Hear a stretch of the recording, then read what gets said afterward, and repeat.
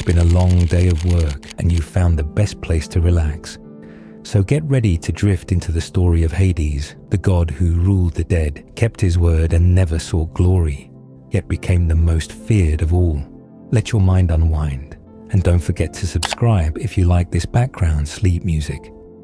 Hades was the king of the underworld and the god of the dead, ruling over the silent realm beneath the earth where the souls of mortals came after life had left them. He watched over funeral rites with a stern and unyielding presence, ensuring that every spirit received its due burial and that no soul was left to wander, lost and restless. He was not only the keeper of the dead, but also the god of the hidden riches of the earth, treasures buried far beneath the surface. The fertile soil that nourished the seed grain was his gift, and so too were the gleaming veins of gold, silver, and precious metals hidden deep in the dark ground. At birth, Hades had known no gentle welcome, for his father, Kronos, fearing the prophecy that his own children would rise against him, swallowed the newborn god whole, along with 4 of his siblings. They remained trapped in darkness until Zeus, the youngest, grew strong and cunning enough to force Kronos to release them. Freed at last, the siblings rose together in rebellion, waging war against the mighty Titans. They fought until the heavens themselves shook, and when the Titans fell, they cast them down into the deep pit of Tartaros, locking them away where no light could reach. Victory brought the need for division, and so the 3 brothers, Zeus, Poseidon, and Hades, cast lots to decide their realms. The sky and all its heights fell to Zeus, the surging seas to Poseidon, and to Hades came the 3rd share, the shadowed, endless expanse of the underworld, a place of eternal night. In his heart grew the desire for a queen, and so he turned to Zeus, asking for one of his daughters. Zeus offered Persephone, daughter of the harvest goddess Demeter, yet both knew Demeter would never allow such a union. With quiet agreement, they planned for her abduction. When Persephone walked the fields, Hades rose from the depths in his chariot, seizing her and vanishing back into the darkness below. Demeter's grief turned swiftly to fury, and she cursed the earth with barrenness, letting no crops grow, no harvest come, until her daughter was restored. Famine spread, and mankind stood at the brink of ruin. To save the living, Zeus ordered Persephone's return, yet the laws of the underworld could not be broken. She had eaten the seeds of the pomegranate, binding her to that realm, and so a compromise was struck. For part of the year she would dwell with her mother, bringing life and growth to the earth, and for the rest she would return to her husband, descending again to the halls of shadow. In the underworld, Hades was depicted as a dark-bearded and majestic ruler, his presence solemn and commanding. As Idoneus, he was shown seated upon his throne, a bird-tipped scepter in his grasp, while as Ploton, the giver of wealth, he poured abundance from a cornucopia. Among mortals, his Roman name was Dis, or Pluto, the lord of riches, for from his depths came all that the world considered precious. His family was as ancient as the cosmos, son of Kronos and Rhea, brother to Zeus and Poseidon, and husband to Persephone. In some tales, he fathered the Erinyes, the avengers of the wronged, with Persephone. Other stories spoke of Zagreus, Melino, and Macaria, figures bound to death, vengeance, and the mysteries of the afterlife. In the words of the wise, many preferred to call him Pluton, the bringer of wealth, rather than speak the feared name of Hades, for to speak it was to invite his attention. Philosophers pondered the meaning of his name, some saying it came from the unseen one, for none could look upon him without passing beyond life. Others claiming it meant the all-receiver, for in time, all things living came into his keeping. The poets of Rome named him Dis, Orcus, or even Tartarus, weaving his name into verses of shadow and fate. Yet no matter the tongue or title, he remained the same, unchanging, eternal, an absolute master of the world below, where night had no dawn, and every soul, from the greatest king to the humblest shepherd, found their final rest beneath his silent reign. Hades, known also as the infernal Zeus, the king of the shades, ruled the dark and silent realm beneath the earth where the souls of the dead dwelt. Though his kingdom lay far below, the earth and Olympus were held in common by him and his two brothers, and so he could ascend to the bright halls of the gods when he chose. He did so once when he was struck and wounded by Heracles, leaving the shadows to climb into the world above. Yet when he remained in his own realm, he was cut off from the affairs of both earth and Olympus, knowing nothing of their happenings unless the solemn oaths and bitter curses of men reached his ears. For these words, like whispers of doom, carried down to him as they did to the Erinyes. Among his most prized possessions was a helmet of darkness, a gift said to have been given by the Cyclops when they were freed from the depths of Tartarus. This helm held the power to render its wearer invisible, and both gods and mortal heroes had been honored by the rare gift of using it for a time. In nature, Hades was fierce and unyielding, and of all the gods, mortals feared and hated him most, for his rule allowed no mercy and no escape. The gates of his kingdom were ever closed, sealed so that no wandering shade could flee back to the world of light. When mortals sought his presence, they would strike the earth with their hands to call him, for the ground itself was the threshold to his domain. The sacrifices given to him and his queen Persephone were always solemn. Black male and female sheep offered with the giver's face turned away, for to look upon the act was ill-omened. His emblem of authority was a staff, and with it, like Hermes, he would drive the souls of the dead into the depths of his realm. There, in his palace of shadows, he ruled beside Persephone, sharing his throne in the stillness of eternal night. When he first carried her away from the world above, he came in splendor, riding in a golden chariot drawn by 4 black immortal horses, whose hooves struck no sound. This same chariot carried him swiftly between realms when the earth split open at his will. Beyond the chariot and its steeds, it was said he also kept herds of oxen, both in the underworld and in the far-off island of Erythea, tended by the herdsman Menetius. Yet like many of the gods, he was not bound by loyalty in love. The Furies were spoken of as his daughters. He loved the nymph Mintho, but Persephone's jealousy was great, and she changed the nymph into the plant called mint. Another, the nymph Luce, was loved by him as well, and when she died, he transformed her into a white poplar and set her in the Elysian fields, where it would stand forever in beauty. As king of the lower world, Hades was also Pluton, the giver of blessings drawn from the earth's depth.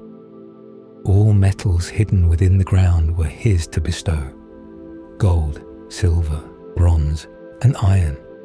And from his domain came the bounty of the earth itself, both the wealth that could be mined and the unseen power that fed the fields above. This was the source of his name, Pluton, for he was the possessor and giver of all earthly treasures, feared as a ruler of death, yet honored as the keeper of the earth's richest gifts. Hades bore many surnames that spoke of his final purpose, for in time he would gather all mortals into his realm, bringing them to rest and to a peace that no living being could refuse. Among these names were Polydecmon, the one who receives many; Polydectes, the one who welcomes all; Clymenus, the renowned one, and Pancoit, the one who lies with all. He was honored and worshipped in many lands, both in Greece and in Italy. In Elis there was a sacred enclosure and a temple devoted to him, but his doors were opened only once each year, a rare and solemn moment for those who came to pay him reverence. Other temples stood at Pylos Trophilicus near Mount Menthe, between Tralles and Nysa. In Athens where the grove of the Erinyes lay, and at Olympia. Few images of him remain from the ancient world, yet those that survive show a figure much like his brothers Zeus and Poseidon, with strong features and the same commanding form. Though in him the majesty was shaded by darkness and a heavy shadowed presence. His hair fell down over his forehead, and in his hands he bore his symbols of power, the great key to the gates of the underworld, and the fierce three-headed hound Cerberus at his side. In the works of Homer, the name Hades always meant the god himself. But in later times the word came to mean not only the ruler, but also his house, his halls, and even the whole of his shadowed kingdom, until it became the very name for the lower world. The visions of what that realm was like belong to the vast and mysterious geography of myth, a place not to be entered lightly. In the beginning, Hades was born of Rhea, who was joined in love to Kronos. From their union came Hestia, Demeter, Hera with her golden sandals, and Hades himself, strong and pitiless in heart, dwelling deep beneath the earth. Then came the earth-shaker Poseidon and wise Zeus. Yet none of these children were allowed to grow, for Kronos feared the prophecy given to him by both earth and heaven, that a son of his own would one day overthrow him. So he swallowed each child as they came forth from the womb into their mother's arms, shutting them away in darkness. He took the firstborn Hestia, then Demeter, then Hera, and after them Hades and Poseidon. Only Zeus escaped this fate, hidden away from his father's sight. In time, as the years passed and the will of destiny moved forward, Gaia's cunning joined with the strength of Zeus, and Kronos was deceived, brought low by his own child. The moment came when he could no longer keep them imprisoned within himself, and he was forced to give them up. The first thing he released was the stone he had swallowed in place of Zeus, and then the children themselves, one by one, freed from their long darkness. Thus Hades emerged into the light once more, alongside his brothers and sisters, ready to take part in the great struggle that would follow. When the time came for fate to unfold, a plan was set in motion that would change the order of the cosmos. The son, who had escaped the jaws of Kronos, hidden away by his mother in a distant place, had now grown strong. He did not act alone, for he sought the help of Oceanus' daughter, Meti, known for her deep wisdom and clever mind. Together, they devised a way to undo what Kronos had done. Meti prepared a special drug, and it was given to Kronos without his knowing. The moment he consumed it, his body was seized by violent force. First, he vomited up the stone he had swallowed in place of his last son, and then one by one, the children he had devoured returned from within him. Hestia, Demeter, Hera, Hades, and Poseidon emerged at last into the world, no longer trapped in darkness, and stood beside their youngest brother, ready to bring down the rule of their father. To Kronos and his sister wife had been born many children, those whose names would one day be spoken across all lands. But an oracle had come to Kronos, a voice from beyond, telling him that one of his sons would rise up and take his kingdom. Fearing the end of his reign, he had taken each newborn child and swallowed them whole. Rhea had no power to stop him. She grieved in silence, carrying children only to see them disappear into her husband's body. But when she bore the youngest, she could take no more. She hid the child away and gave her husband a stone wrapped in swaddling clothes. He was fooled and swallowed the stone, never knowing the last son had been spared. Later writers remembered these names differently, but the tale remained the same. Some called them Vesta, Ceres, Juno, Jupiter, Pluto, and Neptunus. Some said that after Zeus was born, Hera asked to hold him. But Kronos had already cast Hades beneath the deep pit of Tartarus and Poseidon beneath the waves of the sea, believing this would stop the prophecy. Others spoke of how Kronos heard again the oracle's words that one of his sons would take his crown, and so he devoured each child as they came into the world. Rhea mourned deeply, for she had become a mother again and again, but never knew the joy of holding her child. Her womb brought forth life, but her arms were left empty. Kronos, mad with fear, feasted on his own young in a way no father should. But now the sons and daughters had returned, and the time had come for war. The three brothers, Zeus, Poseidon, and Hades, stood united. They raised their arms against the old powers, and the battle that followed would last for 10 long years. They fought against the Titans, those mighty beings who had once ruled the universe. The earth shook with the weight of their struggle. Thunder rolled, and fire lit the skies, and still the war did not end. Then the earth herself, the ancient Gaia, gave her voice to prophecy. She said that the war would not be won unless the brothers freed the ones held prisoner in the deep abyss. Those prisoners were trapped in Tartarus, guarded by a creature named Campe. Hearing this, Zeus rose up and slew the guardian. He shattered the chains, and the ancient ones were set free. These prisoners, grateful for their freedom, gave gifts in return.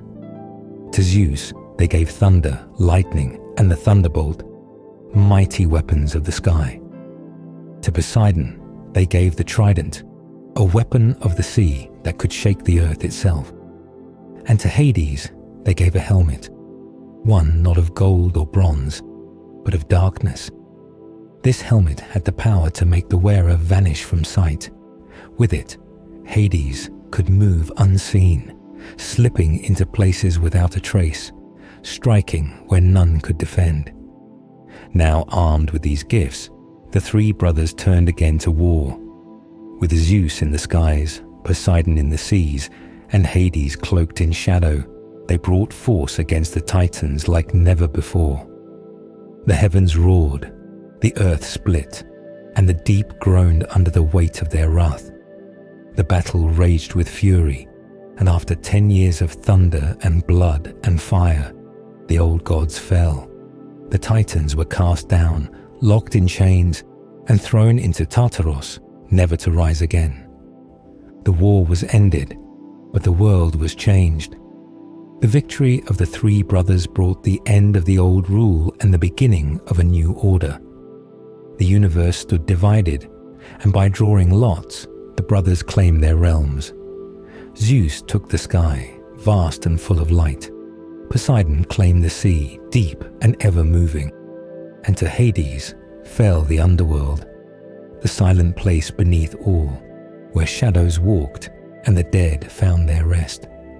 Thus the son who had been hidden in secret rose to bring down the father who had swallowed him, and the brother who had been cast into the pit returned to rule over all that lies beneath.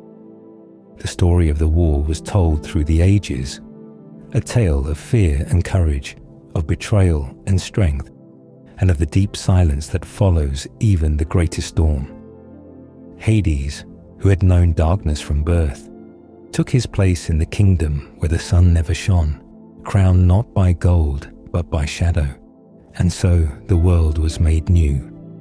Hades and the gods overpowered the mighty Titans, pressed them down into the deep darkness of Tartarus, and set the 100-handed ones as guards so that no prisoner could break free from the iron bonds or the heavy gates. When the noise of battle faded, and the dust of the long struggle settled, the gods stood together and agreed to divide the rule of all things by drawing lots, so that no one could say the share was taken by force or by trick. The lots were cast, and the choice fell as fate wished. Zeus won the lordship of the wide and open sky. Poseidon took the restless sea, grey and endless, full of winds and foam. And Hades received the realm that bears his name, the shadowed land beneath, where mist and darkness lie thick and still. In the old songs, it is told again and again that this division was not an act of quarrel, but of order, a way to set the universe in balance after the war. When the Titans were vanquished, the three brothers, Zeus, Hades, and Poseidon, accepted what the lots gave them without protest, because each portion was rightful and clear. In the tale spoken by one who knows the sea, it is said simply, 3 brothers were born to Rhea by Kronos, and all was divided 3 ways. The sea was drawn by Poseidon to live in forever. The mist and dark were drawn by Hades, and the wide, bright sky was taken by Zeus. Yet earth itself and high Olympus, the home of the gods, remained common to all 3, shared ground where each might come and go without trespass, and where no single brother could claim a greater right than the others. So the order stood firm, sky, sea, and the underworld held by separate hands, while the earth and the peak of Olympus belonged to them together. In another hymn, quiet and solemn, the same truth is spoken with clear words. Hades, the ruler of many, is named as brother to the harvest bringer, born of the same line, and for honor, he holds the 3rd share given at the 1st division. He is lord of those among whom he dwells, and his rule is no less true for being hidden from the daylight. When thinkers told the tale in their own way, they said that the 3 brothers divided the sovereignty when they took it over from their father, a simple and direct telling that leaves no doubt about the order of things. The story of the lots remains steady as a pillar through many tongues. The brothers defeated the Titans, shut them in the abyss, set guards over them, and then drew lots for rulership. Zeus received the sky, Poseidon received the sea, and Hades received the realm below, the house of the dead, and the place of silent roads. There were no more kingdoms to take, no 4th share to be found, for heaven, hell, and ocean filled the whole. Those who spoke in strong lines said that Hades drew a lot equal to Zeus, that he was king of the 3rd estate, and that 3 kingdoms knew him as they knew the others. Even when the voice takes on the sound of grief or fate, it keeps the same shape. The 3rd hazard, the 3rd lot, hurled him from the bright height to his lawful place, and there he became the warden of the shades, the 3rd heir of the world after the lot's hard dividing. Thus the story moves like a river with one course and no fork. First came the victory over the Titans, who were pressed down and locked away where the light does not reach. Over them stood the 100-handed guards, tireless and terrible, whose many hands and strength without measure made escape impossible. Then came the drawing of lots, not by anger, but by agreed right, so that each brother would hold a fair portion without envy. Zeus took the high blue that stretches from horizon to horizon, the clouds, the bright air, and the thunder's road. Poseidon took the deep salt waters, the moving skin of the world, the grey plain that rises in storms and falls into calm. Hades took the unseen country where all paths end, the place of mist, of silence, and of shade. And though their domains were set apart, earth itself and the snowy peak of Olympus stayed in common, so that the gods could gather, speak, and rule together when they wished. In this way, the world was made steady after the great shaking, bound by law rather than by fear. And the names of the three were spoken with the same weight, for none of the brothers held rank higher by right of birth alone. When words are put into the mouth of Zeus in a later line, they still point to the same balance. He says his rank is no greater. He holds court in the sky, another rules the sea, and one rules the void. The meaning is plain and does not change. The sky is not more than the sea is not more than the underworld, and the underworld is not less because it is dim. The lot was equal, the share was equal. The rule is equal in its own place. So Hades stands as the king of his third, the warden of the shades, the keeper of the gates that do not swing open for return, and his authority is drawn not from favor or gift, but from the same act that gave the sky to Zeus and the sea to Poseidon. When voices rise in drama and epic and speak of the three kingdoms, the tale never departs from this line. The brothers defeated the ancient powers. They confined them and set strong guards. And then they divided the cosmos by chance that is also law. The lots were shaken. The shares were taken. And from that hour the sky, the sea, and the realm below had rulers who were brothers, born of the same mother and father, bound by the same fate, and joined by the same agreement that made peace after war. In this way, the story ends where it must, with three domains, one earth in common, and one mountain where the gods may meet, all held fast by the first division that set the world in order.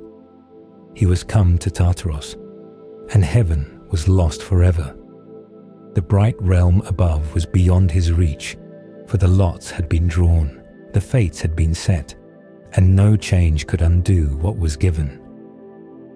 Zeus held the starry hall upon Olympus, high and shining above the clouds, his throne among the light. The sea, deep and restless, was given to the water king, the brother who ruled over its briny waves and endless tides. And to the consort of Persephone, the third brother, was given the cloudy house of darkness, the realm beneath the earth where the shades dwell and no sunlight falls. This was the portion he kept, not taken by force, but given as his rightful share when the world was divided among the three, when the great monster Typhoeus rose up against Zeus and sought to take heaven by might. The skies shook and the air was filled with fire. Thunder roared, lightning split the heavens, and the blazing force of the thunderbolt clashed with the scorching winds and the flames from the monster's breath. The earth trembled, and even in the deep halls below, Hades felt the shudder. Though he did not leave his shadowed throne, he trembled in his place, ruling over the silent dead, while the battle raged far above. The noise of war in the heights reached even to the gates of the underworld, and the darkness felt the strain of the clash between god and giant. In the time after, when there was peace again in the heavens, another act shaped his fate. Zeus promised his daughter to Hades, but the promise was made without the consent of her mother, Demeter. The maiden was in a flowery meadow, gathering blossoms in the warmth of the sun, when the earth opened beneath her. Out of the cleft came the dark king in his chariot, drawn by black immortal horses. In a single swift moment, he seized her and carried her down into his realm, the world of shadows, to make her his queen. The bright field closed above them, and the flowers were left scattered where they had fallen from her hands.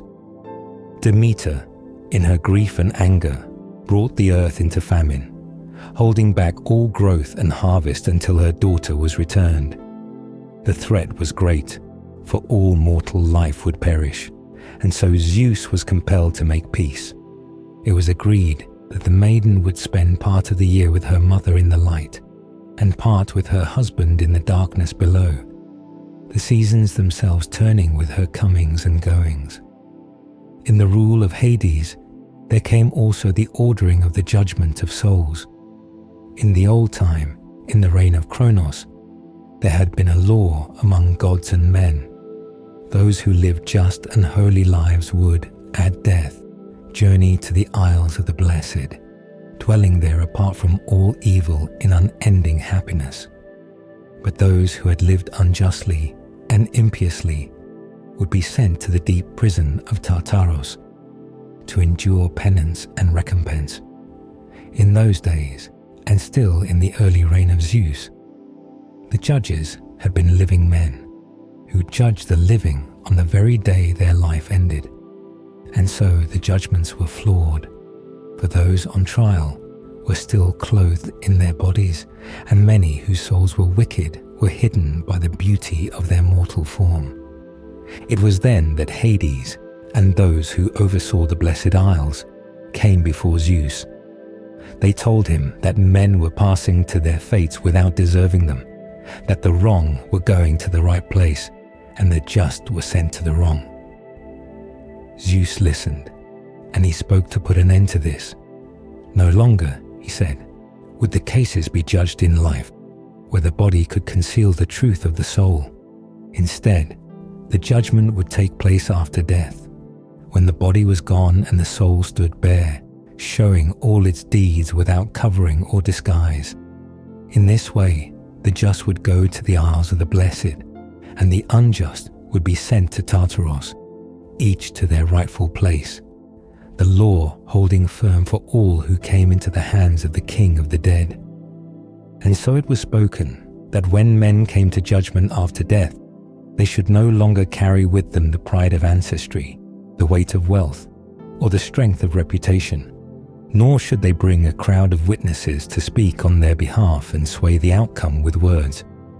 For before, these things followed them even into the moment of judgment. The judges, too, still wore their mortal bodies, and their souls were clouded by the senses, by sight, by sound, and by the limits of flesh.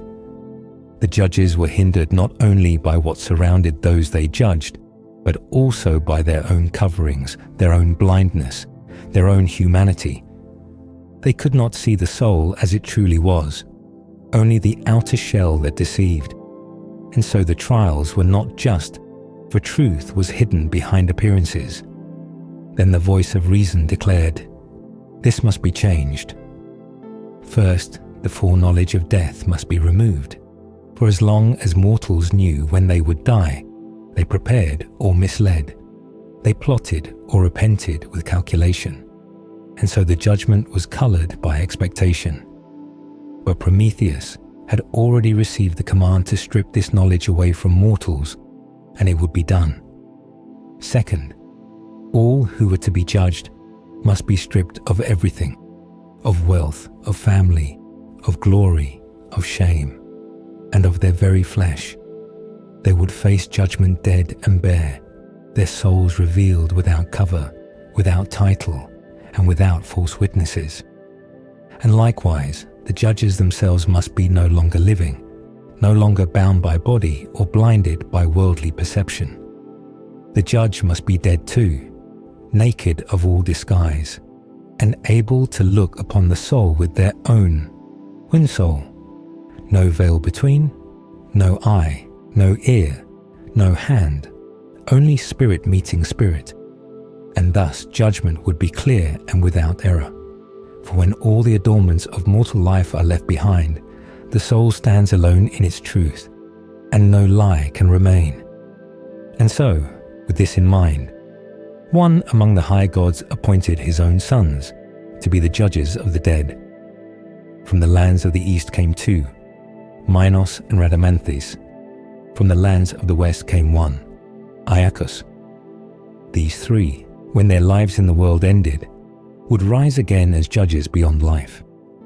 Their court would not be in shadow or in palace, but in a meadow at the point where the road divides. There the path forks. One way leads to the Isles of the Blessed, where the just dwell in peace and happiness. The other leads to Tartaros, the place of pain and retribution. Rhadamanthys would judge the souls of those who had come from the east. Iacchos would judge those who came from the west. And if there was any doubt, if a case could not be settled, the final decision would rest with Minos, who was given the highest seat. This was done so that no soul would be sent to joy or punishment without the truest justice. In this way, the journey after death was ordered, not by force, but by truth. And it was said that those who entered the meadow with pure hearts had nothing to fear, for their souls would be seen clearly. And those who had lived in wickedness could not hide behind gold or fame, for their soul would speak for itself with no mouth, and yet with a voice louder than any living tongue. In the deep world below, there was also the question of offspring, though the god who ruled there was not known for fathering many. As ruler of the dead, he was thought to be barren, for death does not give birth, and the land of shadows is not a place for new life. Still, some said that the queen he had taken bore him daughters of wrath. The fierce ones, the Erinyes, goddesses of vengeance and punishment, were in some tales said to be his daughters. They were born of him and his queen, and their hair was coiled with serpents, their eyes ever watchful. Others claimed they were born of the earth itself. But in dark hymns and whispered prayers, they were called the children of the Lord below, and the lady who reigns beside him. There was another name, whispered in fragments of forgotten plays and poems, Zagreus. In one piece, it was said that a soul, departing the underworld, bid farewell to Zagreus and to his father, the one who welcomed the dead. Though the tale was unclear, it hinted at Zagreus as a child of the underworld, perhaps of the dark god and his queen, or perhaps only called so for his place in that realm. Some believed that the heavenly god, rather than the Lord below, was his true father, taking on other shapes to reach the queen in secret. But in that world of shadow and silence, names and truths often drift apart. And there was Melinoi, a goddess of the underworld whose name was rarely spoken aloud. She was said to wander between worlds, half in light and half in dark, bringing visions and fear to those she passed. Her face was pale, her form eerie, and her presence ghostly. Some said she too was born of the underworld queen, perhaps fathered by the god of the dead himself, or perhaps by another wearing his face. In all of this, the question of birth in the land of death was always uncertain, always hidden behind veil and shadow. For in a place where no seed grows and no sun shines, the idea of children seems distant, and yet the stories endure, of daughters of vengeance, of sons of the unseen, of gods born from gods even when no life blooms. For though the underworld is still and silent, it too holds its mysteries, just as deep and unknowable as the sky. And there, in the place beyond breath and time, judgment stands eternal, and even the gods bear witness to truth that cannot be undone. Melinoi, veiled in saffron, was born beneath the earth, where the rivers of grief and shadow flow. She was said to be the daughter of the queen of the underworld, who was approached not by her husband, but by Zeus, who came disguised in the form of that husband. In the darkness near the mournful waters of Cocytus, he deceived her with his disguise and trickery, and from this strange and secret union, Melinoi was born. Her nature was divided, her limbs partly black and partly white, reflecting her dual origin, one part drawn from the shadows of the underworld, and one part from the heights of the heavens. She walked between worlds, a figure of fear and mystery, belonging to both realms yet at home in neither. From the dark god she received her silent cold, and from the sky god she inherited a brightness that flickered uneasily in her form. Another, who is called daughter of the god of the dead, was Macaria. Her name meant blessed, though she was tied to death itself. In an old proverb, the phrase "go to blessedness" was spoken not as a wish of joy, but as a gentler way to speak of death, a euphemism meant to soften the truth. For even the dead were called the blessed ones, resting in the silence beyond life. Macaria was thus more than a person. She was a symbol of that peaceful end, a reminder that even in death there might be release, even if only in name. The underworld god, though rarely said to be a father, had other ties of love, and not all of them were peaceful. There was a nymph named Minthe, who dwelled near the river of woe and the mountain that bore her name. She was once close to the lord of the underworld, lying beside him beneath the earth. But when he took the queen from the world above, Minta grew jealous. Her voice was loud with complaint, and she spoke with pride, declaring herself more beautiful than the new queen, claiming that she would be loved again, and that the queen would be cast out. Her words were sharp and full of vanity, but such boasting was dangerous. The mother of the queen, filled with fury, crushed her beneath her feet, ending her with rage. From the earth where she was trampled, a soft herb began to grow. It was the plant called mint, and its scent carried a memory of the nymph who had once believed herself above all others. So the place where she had fallen became sacred to the god who had once loved her, and the plant that bore her name was known to grow where shadows lingered. There was also another nymph, Luce, whose story was quieter. She was the daughter of a river god, and the ruler of the underworld carried her away. When her life ended, she did not fade into nothingness. Instead, she was transformed into a white poplar tree, and her spirit lived on in its pale leaves. That tree was planted in the fields of joy, where the good souls found peace, and it was said to be sacred to the god who had taken her. When a hero once returned from the underworld, having completed his task, he wore a crown of those leaves upon his head, a symbol of what he had seen and where he had walked. The poplar itself grew near the river of pain, and the sight of its pale branches was a sign that even in the land of the dead, beauty and remembrance could survive. In these tales, the god of the dead was not only a ruler of silence and shadow, he was also a figure of strange loves and strange children, of mystery and of loss. Some were born of trickery, others of longing, and some became part of the very landscape of his realm. From saffron-veiled Melino, who haunted dreams, to Macaria, who symbolized a peaceful death, to the proud Minth, who was turned to herb, to Luce, who stood forever as a white tree in the fields of rest. All were tied to the ruler of the underworld, not through life, but through what lies beyond. And in the stillness of his realm, where time moves without sound and memory lingers in root and stone, their names were never forgotten. For in the place of endings, the stories that were once whispered still echo, as if the silence itself remembers. So to the rulers of the silent land he spoke, and the halls of the dead were filled with the sound of his voice, mournful and soft, rising gently from the strings of his lyre. The shades paused in their drifting, the pale ghosts listening with empty eyes and still hearts. The story he sang was not of pride, nor of conquest, nor of anger.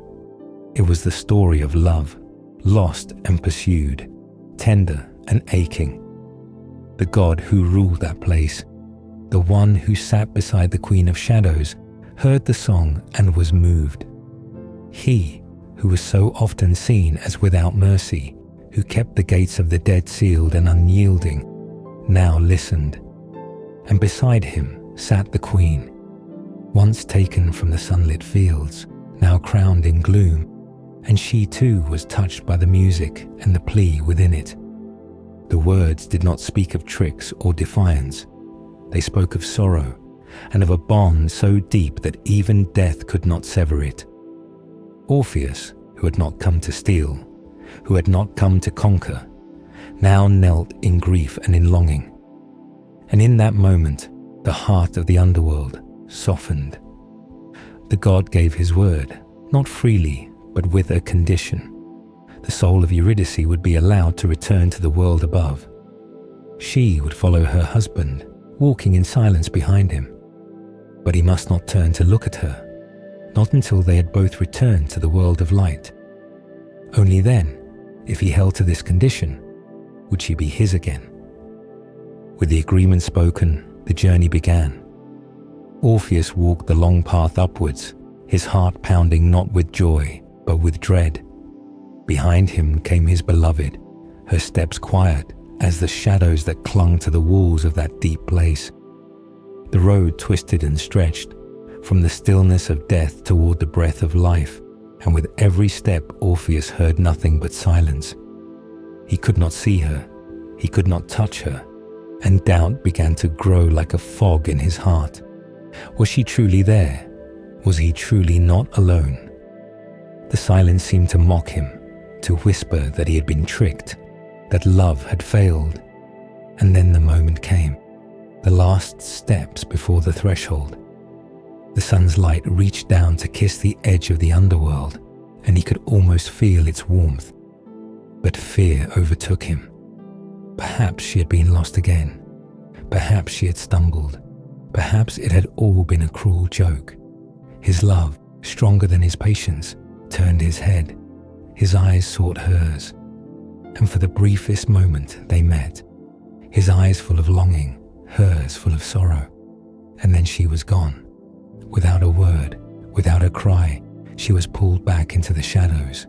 The deal had been broken, the promise undone. The silence returned, heavier than before.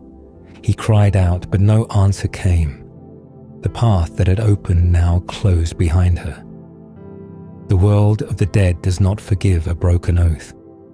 The rulers of that place had kept their word, and it was the living who had failed. Orpheus, alone once more, stood on the border of both realms, holding only memory. The music he played after that was softer, sadder, deeper. It carried with it the weight of what had been lost, and what could never be regained. In that tale, the god of the underworld was not cruel. He had listened. He had granted mercy. But the laws of his realm are not bent by tears or songs or longing. They are shaped by solemn promises, and once broken, cannot be rewoven. Love had moved him, yes, but even love could not overturn the rule that governs the dead. And so, through the echo of Orpheus's music, through the song that climbed once more to the stars, the name of Eurydice remained. And in the halls of the dead, where music is rare and grief is common, the story of the one who came for love and the one who turned too soon was never forgotten. Music rose from the strings of his lyre, and the notes carried the weight of sorrow that could not be spoken in words. Orpheus stood among the shadows of the underworld, and with each chord he drew from the instrument, the silence itself seemed to listen. The bloodless spirits, drifting without form or voice, paused in their aimless wandering. They wept, though they had no tears, for the song touched something even death could not remove. Tantalus, cursed to forever thirst with water fleeing from his lips, forgot the torment of his punishment. The wheel of Ixion, which turned without rest, slowed and stilled, caught in the spell of the melody. The daughters of punishment, who carried endless urns of water only to spill them again and again, let their burdens fall to the ground. Even the vultures that tormented the wretched drew back their wings and abandoned their feast. Sisyphus, bent beneath the weight of his eternal stone, sat down upon it and listened, his suffering forgotten for a brief moment of quiet. In that place where cruelty and consequence reigned, a new sound had come, one of grief shaped into beauty, of love carried on notes that trembled like flame.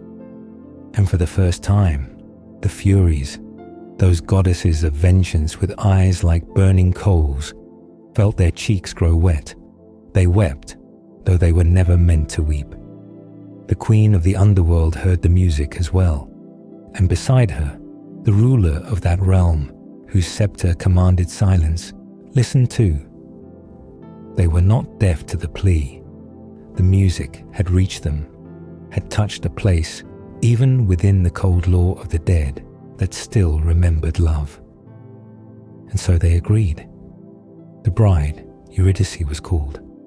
Her soul, new among the departed, still bore the wound that had ended her life, and she limped slowly from the shadows. Her eyes were filled not with fear, but with longing, and her heart still beat with the warmth that love had not yet lost.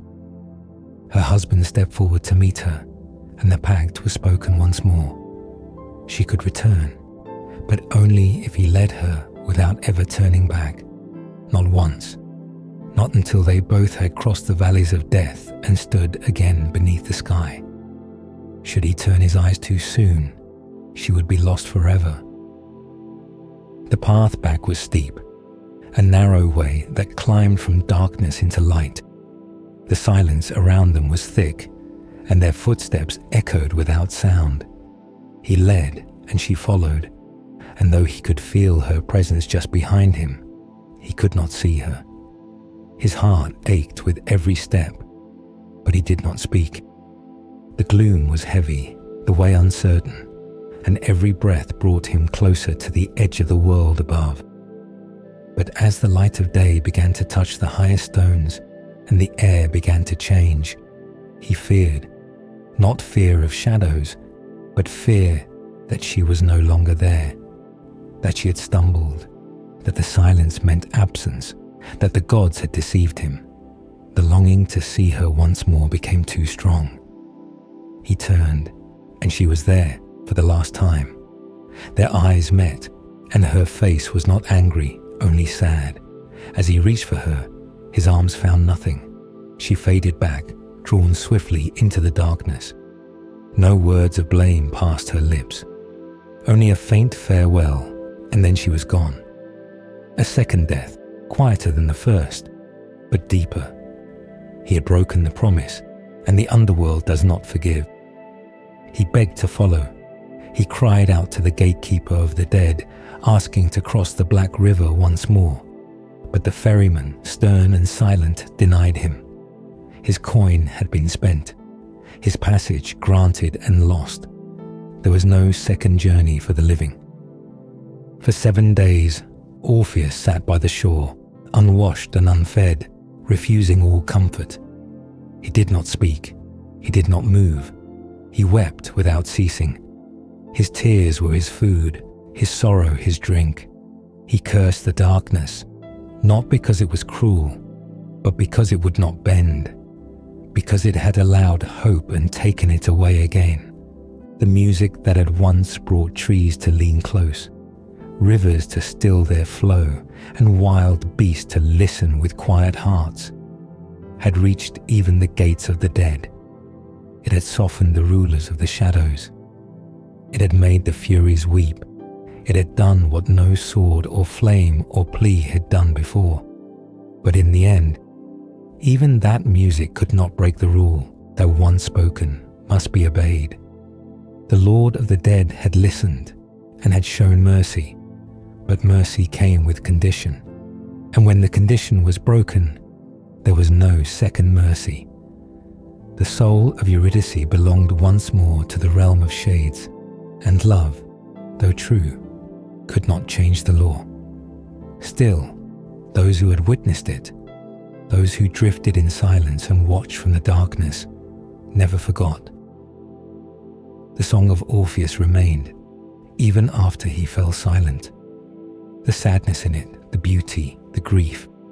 It echoed through the halls of the underworld, a sound unlike any other.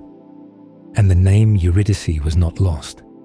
Though no joy followed and no reunion came, the story itself lived on.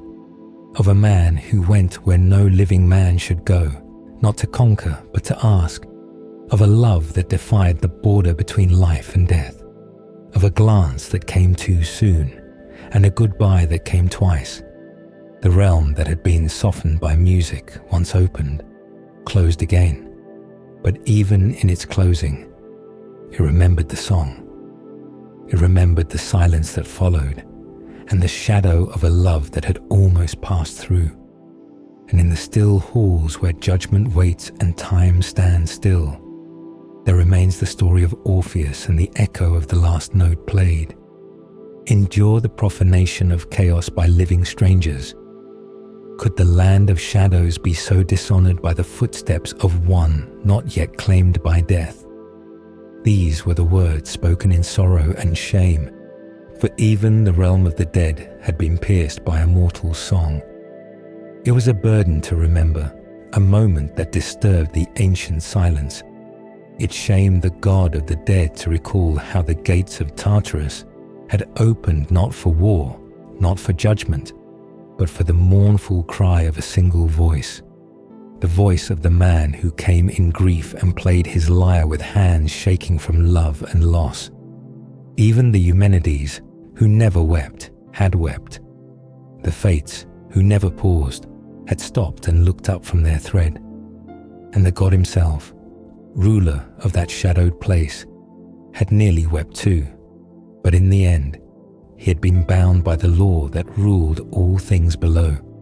He had listened, but the cruelty of his law, the cold strength of the rule that governs death, had proven stronger than any feeling. Yet this was not the only time the god of the underworld played a part in mortal affairs. There was another, a hero stronger than any, who bore the weight of the world in his strength and the burden of many tasks in his soul. In the final labor of this hero's long journey, he was sent to descend into the land of the dead and return not with gold or words, but with the very guardian of that place. He was to bring back the hound that kept the gates, Kerberos, the beast with 3 heads, the terror of all who entered. Before setting out, the hero made his preparations. He came with courage, with resolve, and with strength unmatched by any other. On his way through the underworld, he came upon the cattle of the god of death. Wanting to offer blood to the shades, he slew one of the beasts. The guardian of the herd, Menoetes, the son of a dark river spirit, challenged him to wrestle. They clashed in silence, their struggle fierce and wordless, until the hero crushed his ribs with a single mighty grip. And only when the queen of the dead herself asked for mercy did he release him, letting him fall back to the dust with breath unbroken but body shattered. Then the hero came before the god. He did not demand. He did not threaten. He asked. He made his petition clear. He had been sent to take the hound. The god, silent and sovereign, gave his answer. The hound may be taken, but only if the hero could subdue it without using any weapon he carried. No blade, no spear, no bow, only his strength, only his hands. And so it was done. The hero faced the hound. The beast snarled with 3 mouths, its breath smoke and its bark thunder. But the hero stood firm. They struggled, but at last, by strength alone, the hero subdued the beast and led it up from the underworld. There were others trapped in that dark place, men who had come in pride and found only chains. They saw the hero and begged for help, and he, favored by the god, brought them out unharmed. The god allowed it. No chains snapped, no gates broken. It was not stolen, but given. And yet, when word spread above, it was said that the hero had stormed the gates, that he had broken through the shadowed walls and carried out the spoils of the god himself. One voice, full of bitterness, cried out against him. "Is the earth not vast enough for him?" she said. "Must he break down the doors of the underworld? Must he parade through the cities, holding up the beast like a trophy from a king he has conquered?" She said she had seen it with her own eyes. The dog of the shadows dragged through the world of the living, its fury silenced, its teeth muzzled by the hand of a mortal. She asked why he did not bind the god of the underworld himself in chains. Why not lay bare the Black River, expose the secrets of death, destroy the mystery that holds all things in silence? She said that the laws of death had been undone, that the prison had been broken, that the hero now triumphed not just over monsters and mortals, but over death itself. Another voice, quieter and more thoughtful, asked a different question. Was the hound a gift, given freely by an uncle to a nephew, or was it a prize taken by force, a spoil of war? For here stood the gate of the underworld, and within it the palace of the god who ruled over all that had ended. There the hound had stood guard, its growls frightening even the dead. But now it was silent. Now it was beaten. Now it was led, not by the god of death, but by the hero of life. At last, the struggle was done. The hound had ceased its resistance. No more snarling, no more clawing, no more fury. Only silence. Spent and subdued, it followed the hero, and behind them, the gates of the underworld closed once more. Not broken, not damaged, but changed. For once opened, they could never forget what had passed through. The silence of death had been broken by the voice of love, by the strength of a mortal, and by the choices of a god who, though bound by law, had listened more than once. In those moments, the underworld had not been defeated. It had not been conquered, but it had been moved. It had been stirred. And even in its stillness, even in its law, there had been space, just for a moment, for something else. A song, a request, a challenge. And in that space, the god of death, usually unbending, had allowed what he did not have to allow her. The hero returned, bringing the hound with him. But the underworld remained as it was, dark, deep, and eternal. The souls still wandered, the judges still ruled, the river still flowed, and the god still reigned, holding the scepter in a hand that had granted mercy, had offered challenge, and had witnessed things no god of the dead was ever meant to see. But he did not forget, for even in the heart of death, memory lives. And so the story, once told in silence, now echoes through time. With a great effort and furious struggle, the monstrous hound lowered all three of his heads in defeat. The wild eyes of the beast dimmed, and the weight of his growls faded into silence. He no longer guarded the gate. He no longer snarled at the border between life and death. He yielded, giving up the wardship of his dark cavern, submitting to the hand that had overpowered him without sword or spear. And in that moment, both rulers of the underworld, seated on their throne of shadow, shivered.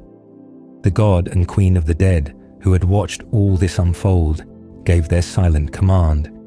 The hound was to be led away, surrendered not with pleasure, but with reluctant grace. Along with the beast, they gave another gift. A man who had long been trapped below, now offered up as a boon to the one who had asked with such strength and resolve. This descent was not one of death. It was not the passage of a soul into silence. It was the final task of a mortal whose labors had spanned the world and now reached into the very roots of it. For this was what had been demanded of him by the one who ruled above. Not just the trials of earth and sea, not just monsters and madness, but now, at last, he was told to explore the very foundations of existence. Nothing had been left out. The list of labors had brought him to the final threshold, the conquest of the underworld itself.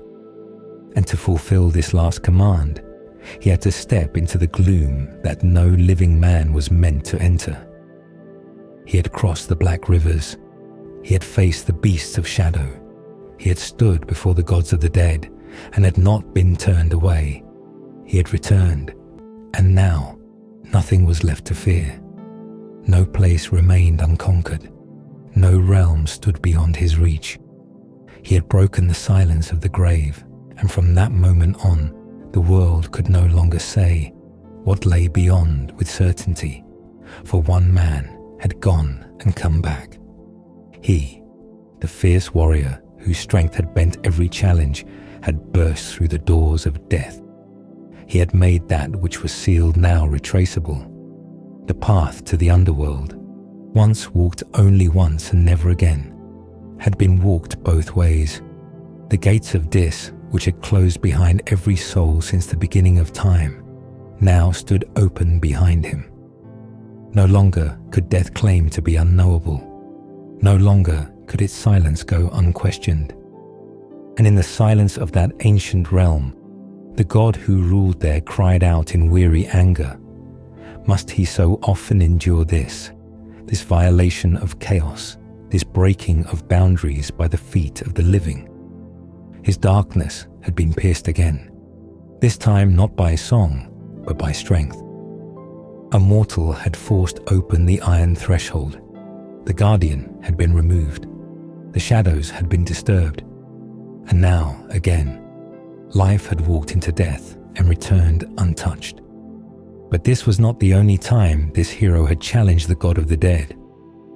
There was another tale told in softer tones, but filled with the same power. A queen had chosen to die. Her husband had been granted a strange gift.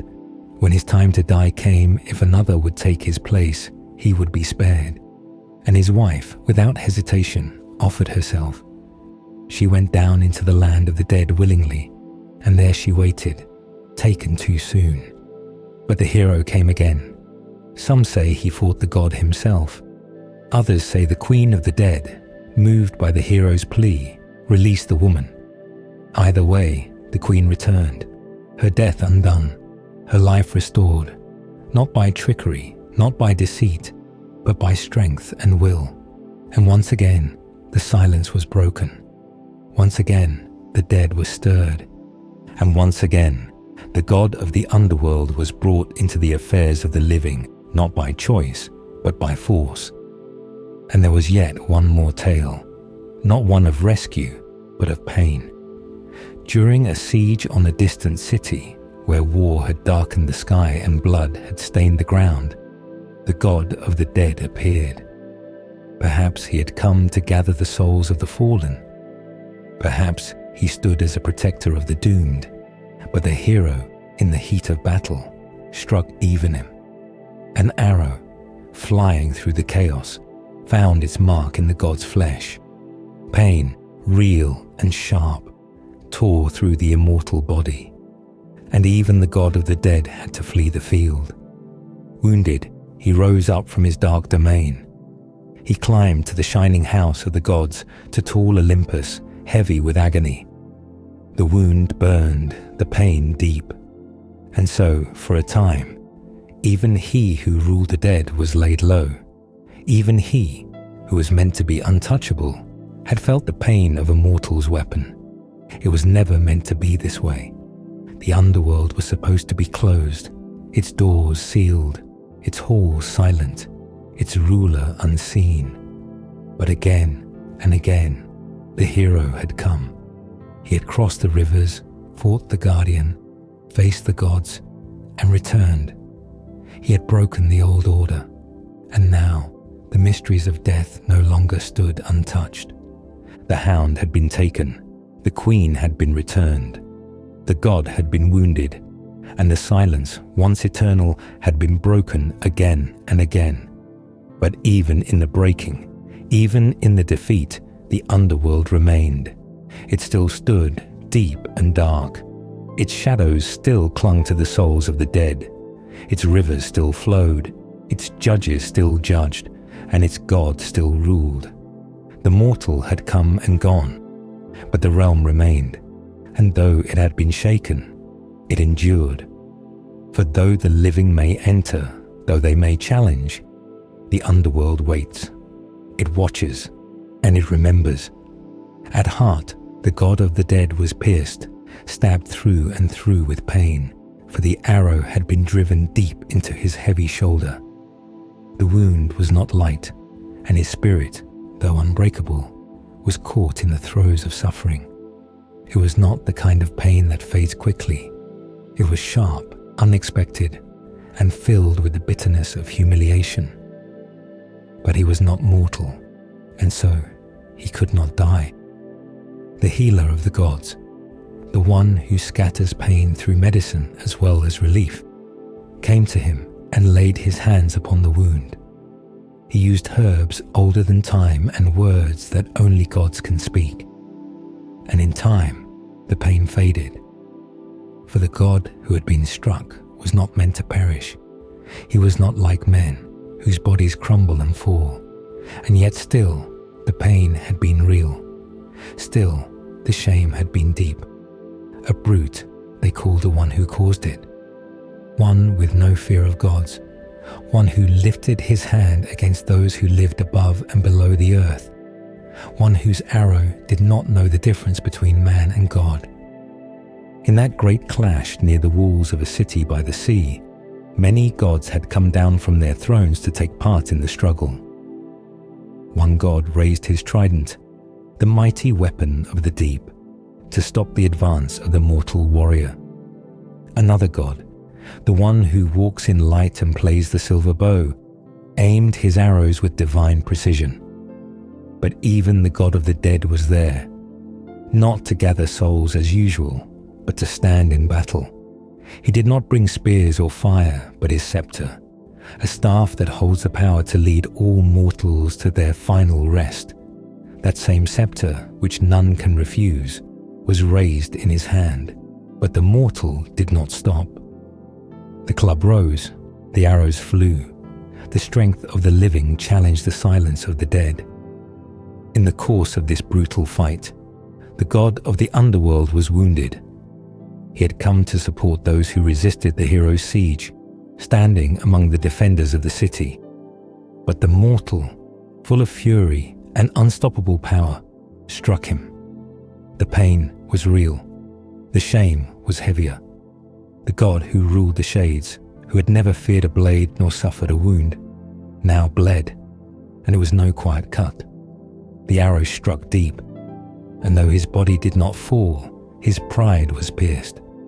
He rose from the battlefield and made his way not to his own realm, but to the house of the gods on the shining mountain. He climbed to the heights of Olympus, carrying his pain with him. The wound was not only in the shoulder, it was in the soul. The tales say that the mortal was not alone. A goddess of war and wisdom had stood beside him, guiding his hand and shielding his path. And so even among gods, there was division. On one side stood the defenders, on the other, those who gave strength to the mortal. But none had expected that even death itself would suffer injury.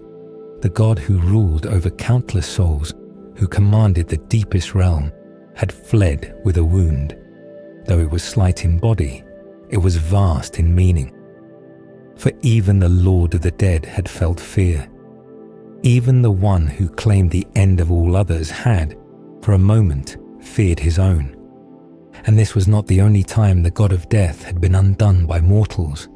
There was another, more cunning, more clever than strong. This one did not fight his way into the underworld. He tricked his way out. His name was known to all as one who bent the truth, who twisted law with silver words, who knew how to slip through cracks where others saw walls. Death came for him, as it does for all. But he was ready. When the servant of death arrived, he trapped him. He bound him in chains, so tightly and so cleverly that no one else could die. The world fell out of balance. The cycle was broken. Men grew old, wounded, sick, but none passed on. And the god of war, angered by this delay in death, came and released the servant. The trickster was captured and led down into the shadows. But his tricks were not yet done. Before he died, he told his wife to dishonor him, to leave him unburied, to offer no gifts to the god of death. And when he arrived in the underworld without the proper rites, he wept and pleaded. He said he had been wronged. He begged to be allowed to return, not to escape, but to set things right. The god, robbed of his offerings, was swayed. He let him go. But once the trickster saw the light of the world again, he refused to return. He had escaped death by words once more, but the underworld never forgets. The mortal was eventually taken back, dragged down again, and for his crimes, for his deceptions, he was punished forever. A great stone was set before him. He was made to roll it up a hill, but before he could reach the top, it would fall again. Over and over, through all of time, he would struggle, never rest, for no one tricks death without price. And so the god of the dead, wounded by one, tricked by another, stood ever still in his dark hall. He had felt pain. He had known defeat, but still he ruled. Still he held the scepter. Still the dead obeyed. And those who dared to challenge him, whether with arrow or word, found in the end that the silence waits for all. No matter how strong, no matter how clever, no matter how high they climb, the path to his realm remains. The gate does not forget. The wound may heal. The trick may pass. But the god endures. He always endures. Be fetched back by Hermes. That was the fate of some who slipped beyond the veil, but not for all. There were those who thought they could outwit the very laws that govern death, who imagined they could twist the will of the underworld, or take what was not freely given.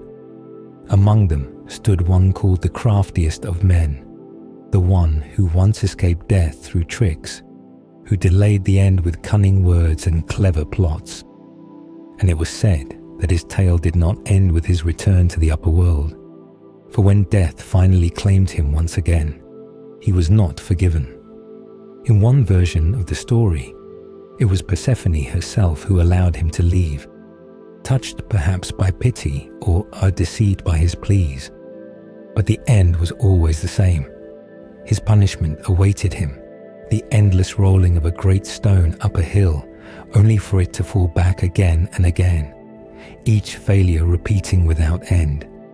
A labor not for gain or glory, but for the pride that tried to bend the order of the dead. He had bound death once and then escaped a second time, but in the end, even he could not outwit eternity. And then there were others, bold not with words but with their actions. Among them was one who dared to reach into the heart of the underworld, not for escape, but for desire. He came not alone, for he brought with him another, a companion bound by oath. Together they made a pact to take for themselves daughters of the sky, to claim brides who were not theirs to claim. One of them seized a child above, a girl not yet grown, and spirited her away from her home. But the other reached lower, far lower. He wanted the bride of the god of the dead. He wanted the queen of shadows. So they came to that place where souls are silent, where rivers run black and gates never open without cause. They walked into the realm of the dead with hearts full of pride, and the god received them with calm. There was no rage, no thunder. Instead, there was welcome, a place to sit, a throne carved of stone and forgetfulness, the throne of Lethe. And when they sat upon it, they were caught. Their bodies grew heavy, their limbs sank into the cold. Serpents of shadow coiled around them, and they could not rise. They had been deceived. The god, in his quiet wrath, had tricked the tricksters. One of them would never rise again. The other would wait. And when the hero of many labors came on his own journey through the dark, he saw them, still and silent, seated in their punishment. They raised their hands, not in pride, not in demand, but in hope. They reached out, hoping that this visitor might break the binding. And the hero, moved by old friendship, grasped one by the hand and pulled him free. But when he reached for the other, the ground beneath them trembled. The earth gave a warning, and the hero, though stronger than all others, let go. The one remained, for the crime was too great. To reach for the queen of the dead, to try and take her from her throne, was to tear at the roots of order. And the gods do not forget such acts. The chains were not of iron, but of judgment, and no strength could break them. One was released, not because he deserved it, but because of favor. The other, the one who insisted, who would not be turned from his goal, stayed behind. Some say he still sits there, unmoved and unmoving, bound to the chair of forgetfulness, with eyes that see nothing and a body that no longer feels. Others say neither of them returned, that the gate closed behind them and no footfalls ever echoed upward again. But in every telling, the lesson remained. There are places where even heroes may not walk. And still, in the tales passed from voice to voice, the name of the god of the dead returns, sometimes as a shadow, sometimes as a judge, sometimes as wrath itself. In the land where all things end, he waits, not with rage but with silence. And when the living come with demands, with pride or with desire, he does not rise to strike. He does not shout. He lets them sit. He lets them wait. And slowly they learn that his justice does not need noise. His punishment is not in fire or blade. It is in stillness, in being forgotten, in becoming part of the very silence they once tried to escape.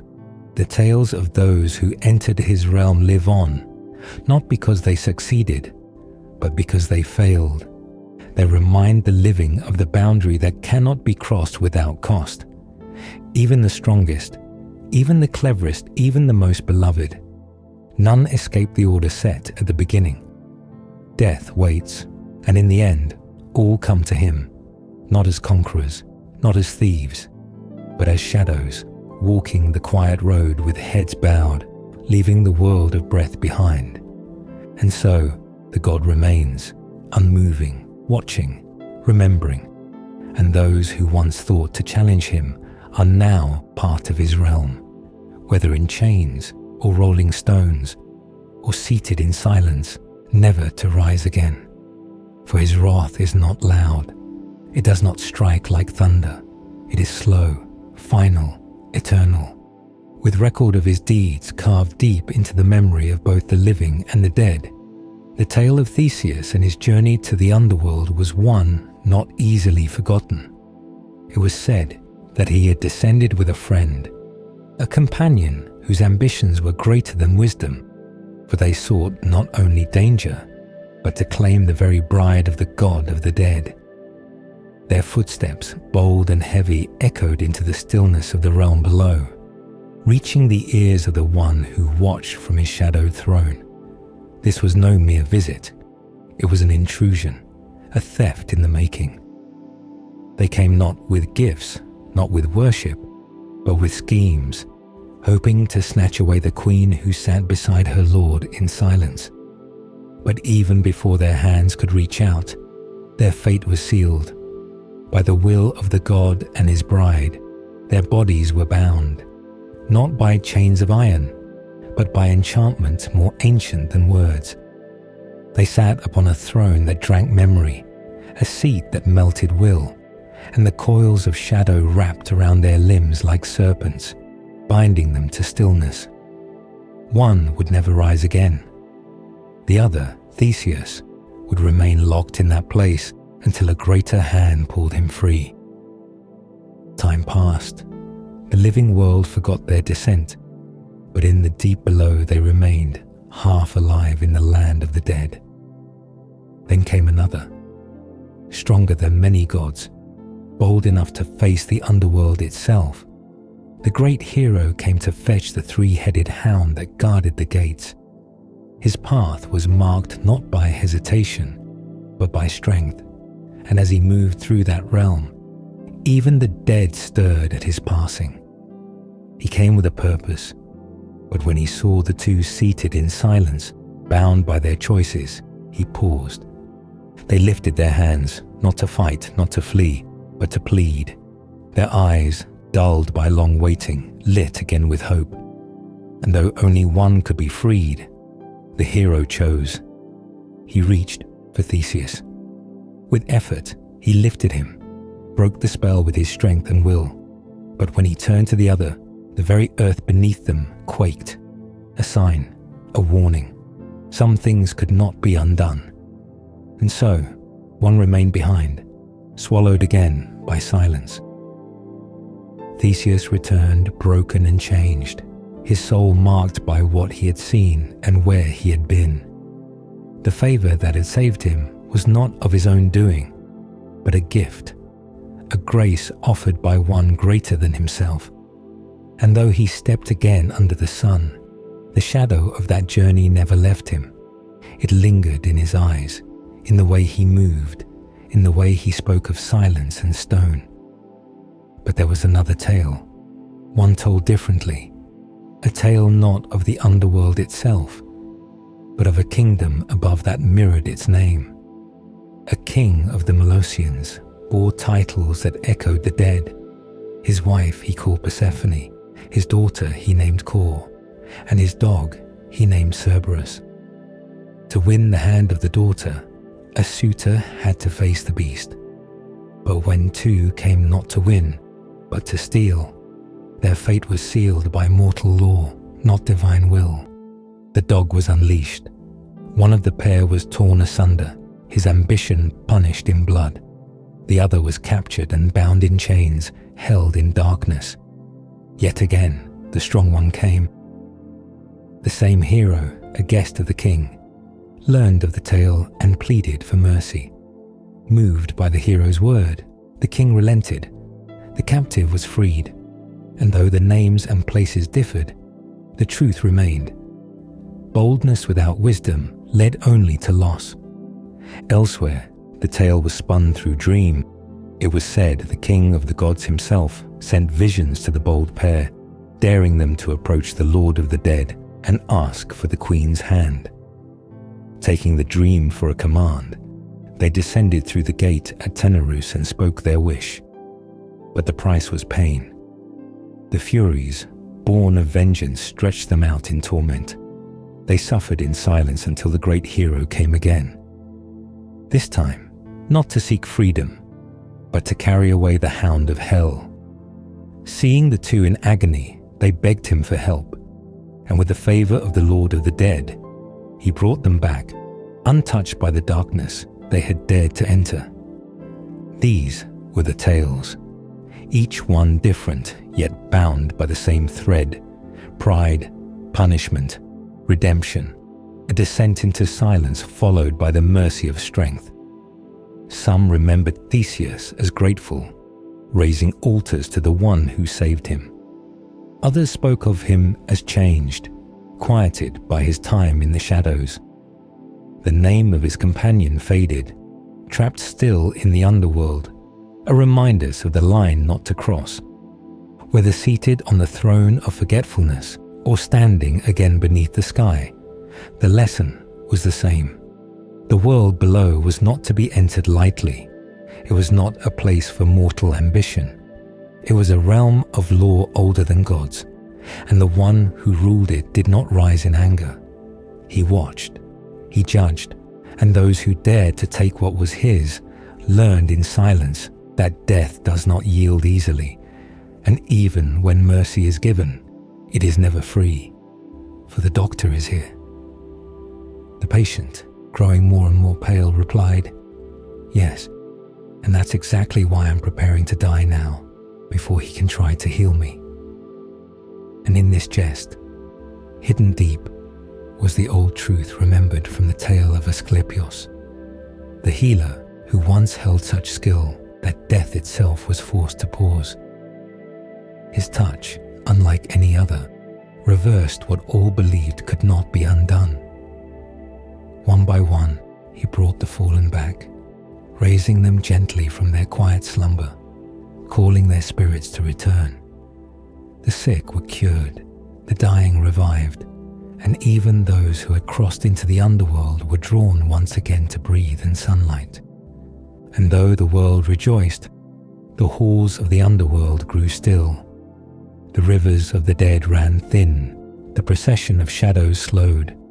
The lord of that silent realm, who ruled where no life stirred, watched in growing anger.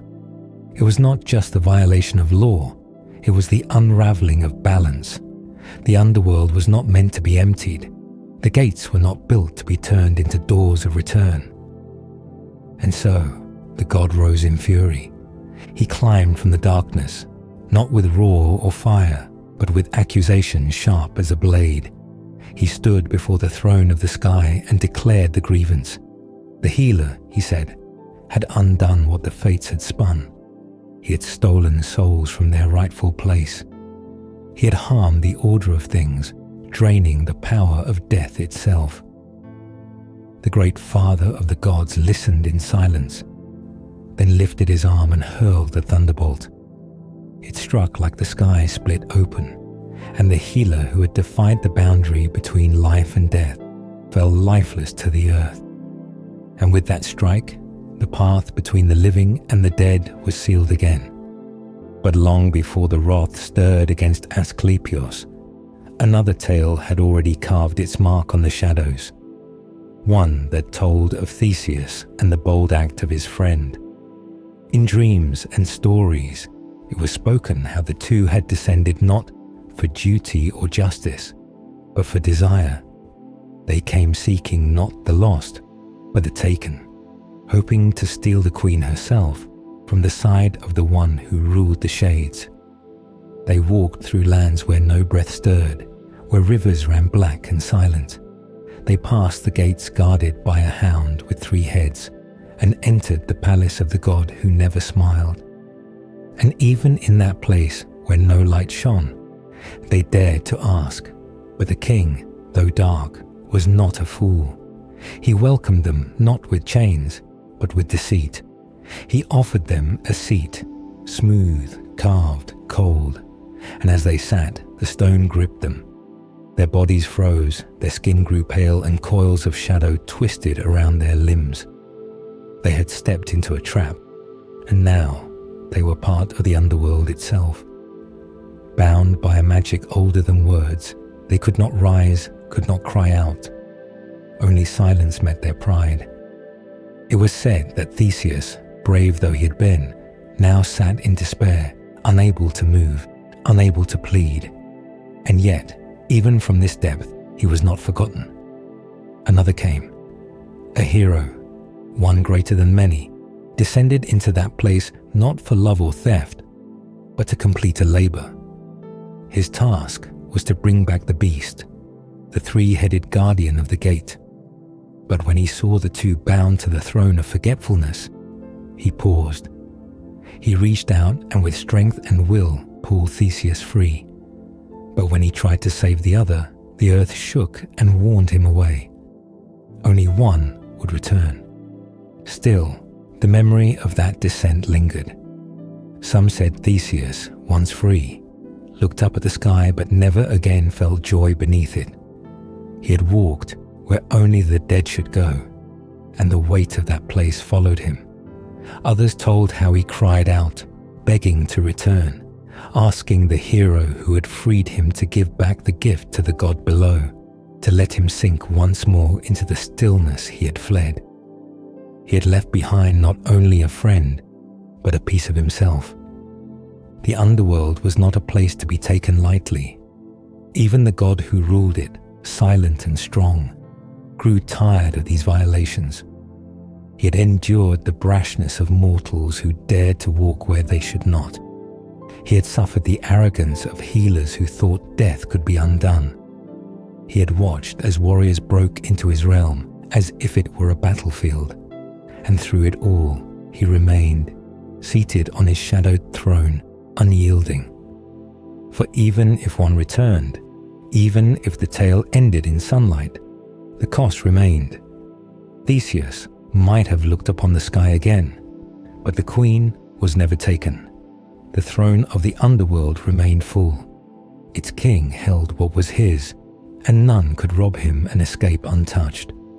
Love may move mortals to boldness, but in the underworld, Love is no shield.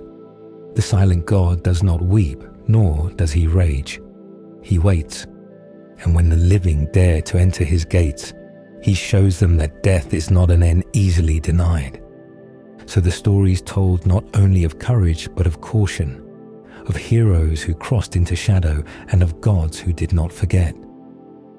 Each tale was a reminder. Not all doors should be opened, not all paths should be walked, and not even the greatest hands can always turn fate away. The sickness clung to the man like a shadow that refused to leave. Those around him tried to comfort him with gentle words and hopeful smiles, assuring him that his illness was only temporary. "You will get well," they said. "It is just the kind of sickness that stays for a while, but soon you will be on your feet again." Their voices were soft, filled with hope, trying to shield him from fear. But then the doctor entered the room. He did not carry hope in his hands. He looked at the patient and spoke not with comfort, but with cold certainty. "I will not play games with you," he said. "I will not offer lies. You must set your affairs in order. You are going to die. You have no more than one day." And just like that, the doctor turned and left, never bothering to return, leaving behind words heavier than any wound. But the hours passed. The day turned into night, and the night into morning. The breath in the man's chest did not stop. His strength, once a thread close to snapping, began to return. Slowly, with trembling hands, he sat up. His legs shook beneath him, but he stood. He walked outside, pale and unsteady, but alive. Time passed, and one day, as he walked along the road, he crossed paths with the very doctor who had pronounced his death. The doctor, surprised to see him walking among the living, greeted him with an awkward smile and a curious question. "How are things with the people down in the realm of the dead?" The man paused and looked at the doctor with a slow nod, as if considering the question. Then he answered with a smile that did not quite reach his eyes. "They are resting, drinking from the waters of Lethe, forgetting everything," he said. "But Persephone and the mighty king of the underworld were angry. They spoke of punishment. They said that the doctors are keeping too many from entering their realm, stopping the sick from joining the dead. Every doctor was named, and you were at the top of their list." The doctor's face turned pale, but the man continued, his tone calm, his words sharp. "They were ready to strike down every physician, but I stepped forward. I grasped their scepters and swore an oath before them. I told them it was a mistake. I said, 'You weren't a real doctor at all.' And so, with biting irony, the man who was told he would die lived, and the doctor who had spoken so boldly was spared only because he was not believed to be truly skilled. But the tale did not end in laughter, for beneath the jest lingered the deeper truth of the wrath of the underworld gods. Far away, in another land, a different wrath had begun to grow. A terrible plague swept through the city of Thebes, striking down many without warning. The streets were filled with sorrow. Desperation clung to every home. No cure could be found. No prayer seemed to help.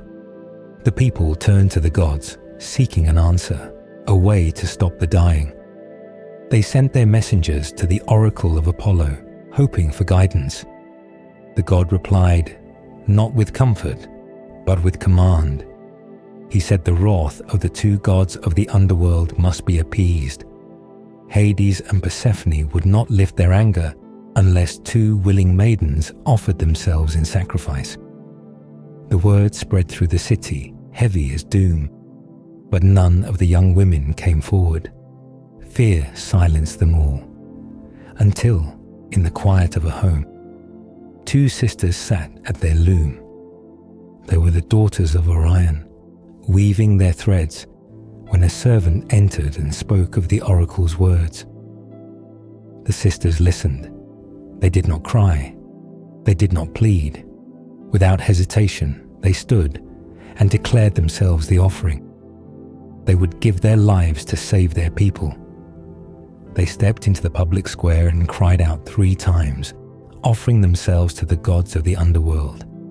Then, with hands steady and hearts strong, they took the sharp pins from their weaving and drove them into their shoulders. Their blood flowed as they gashed their throats. The earth opened and received them. Hades and Persephone, moved by the sacrifice, felt pity. They would not let the girls vanish in silence. Instead, they made their bodies disappear from the earth, not to rot or decay, but to rise. From the soil, the sisters were lifted into the heavens. They became shining streaks across the night sky, blazing comets that reminded the world of their courage. The plague ended. The people lived. And in the sky, the sisters still fly, forever remembered.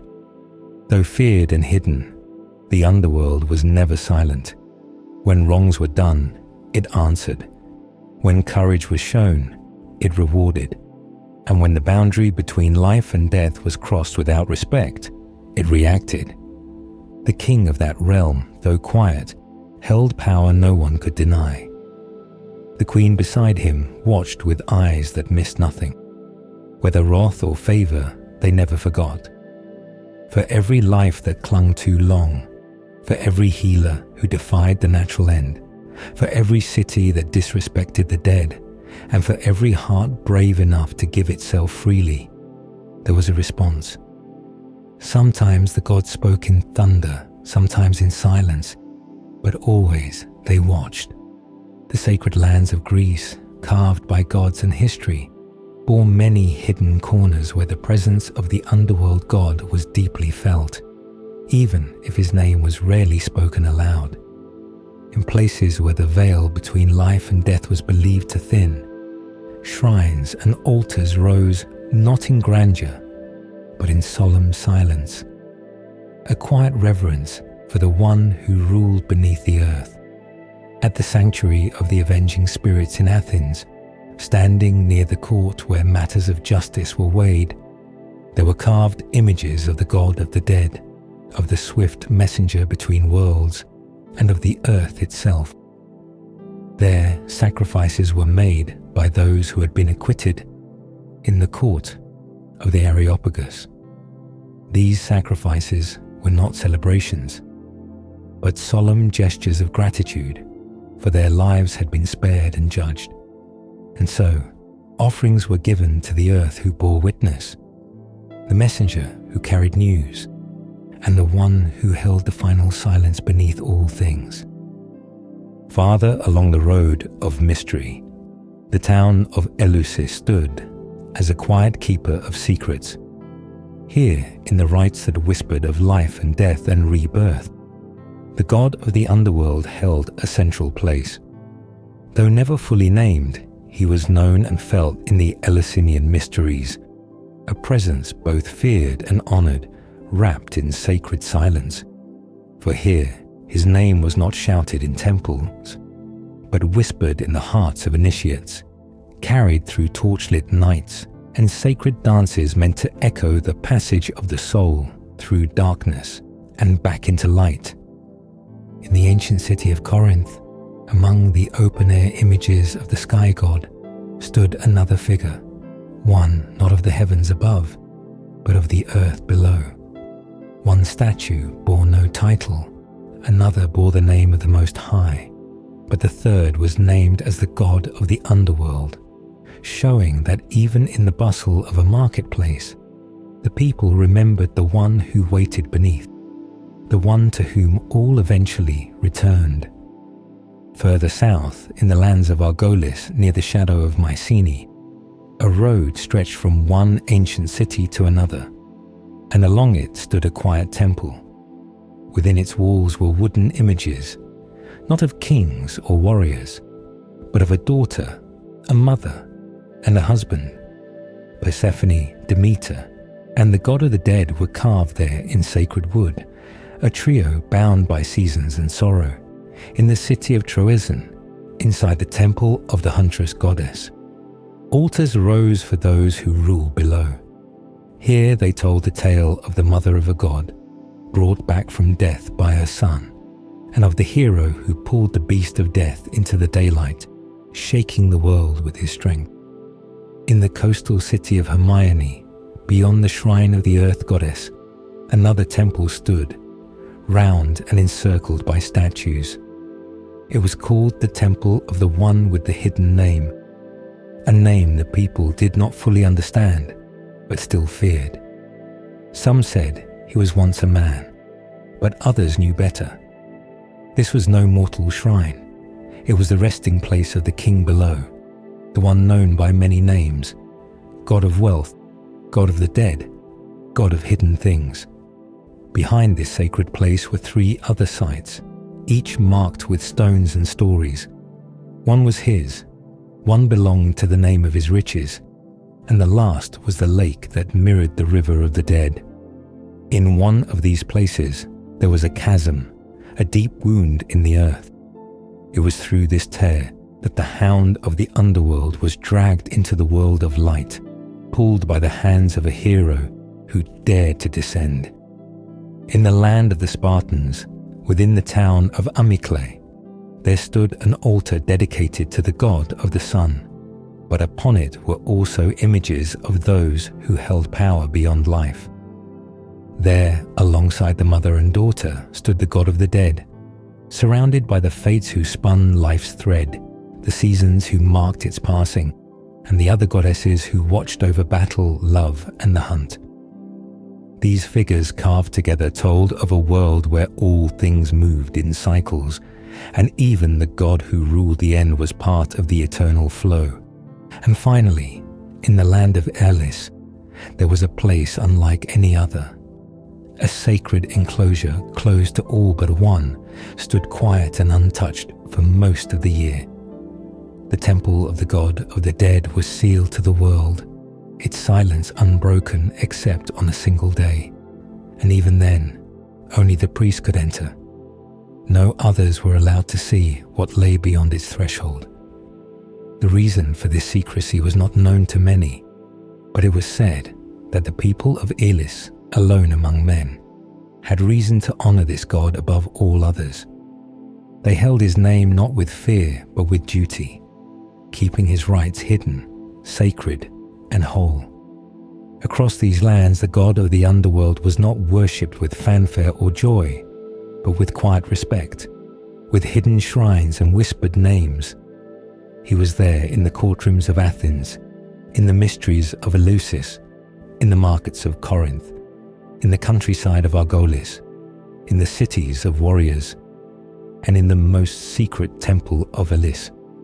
His presence was never loud, never boastful, but always there, always watching, always waiting, for he ruled not only the dead, but all that was buried, unseen, and eternal. It is said that when Heracles marched against the city of Pylos in the land of Elis, he was not alone. Among his divine allies stood the warrior goddess, always watching with wisdom and strength. But not all gods stood with him. On the opposite side, among those who came to defend Pylos, was the one who ruled the shadows, the lord of the silent halls beneath the earth. Though rarely seen in battles of the living, he appeared in that conflict, not just as a god of the dead, but as a protector of those who called upon him.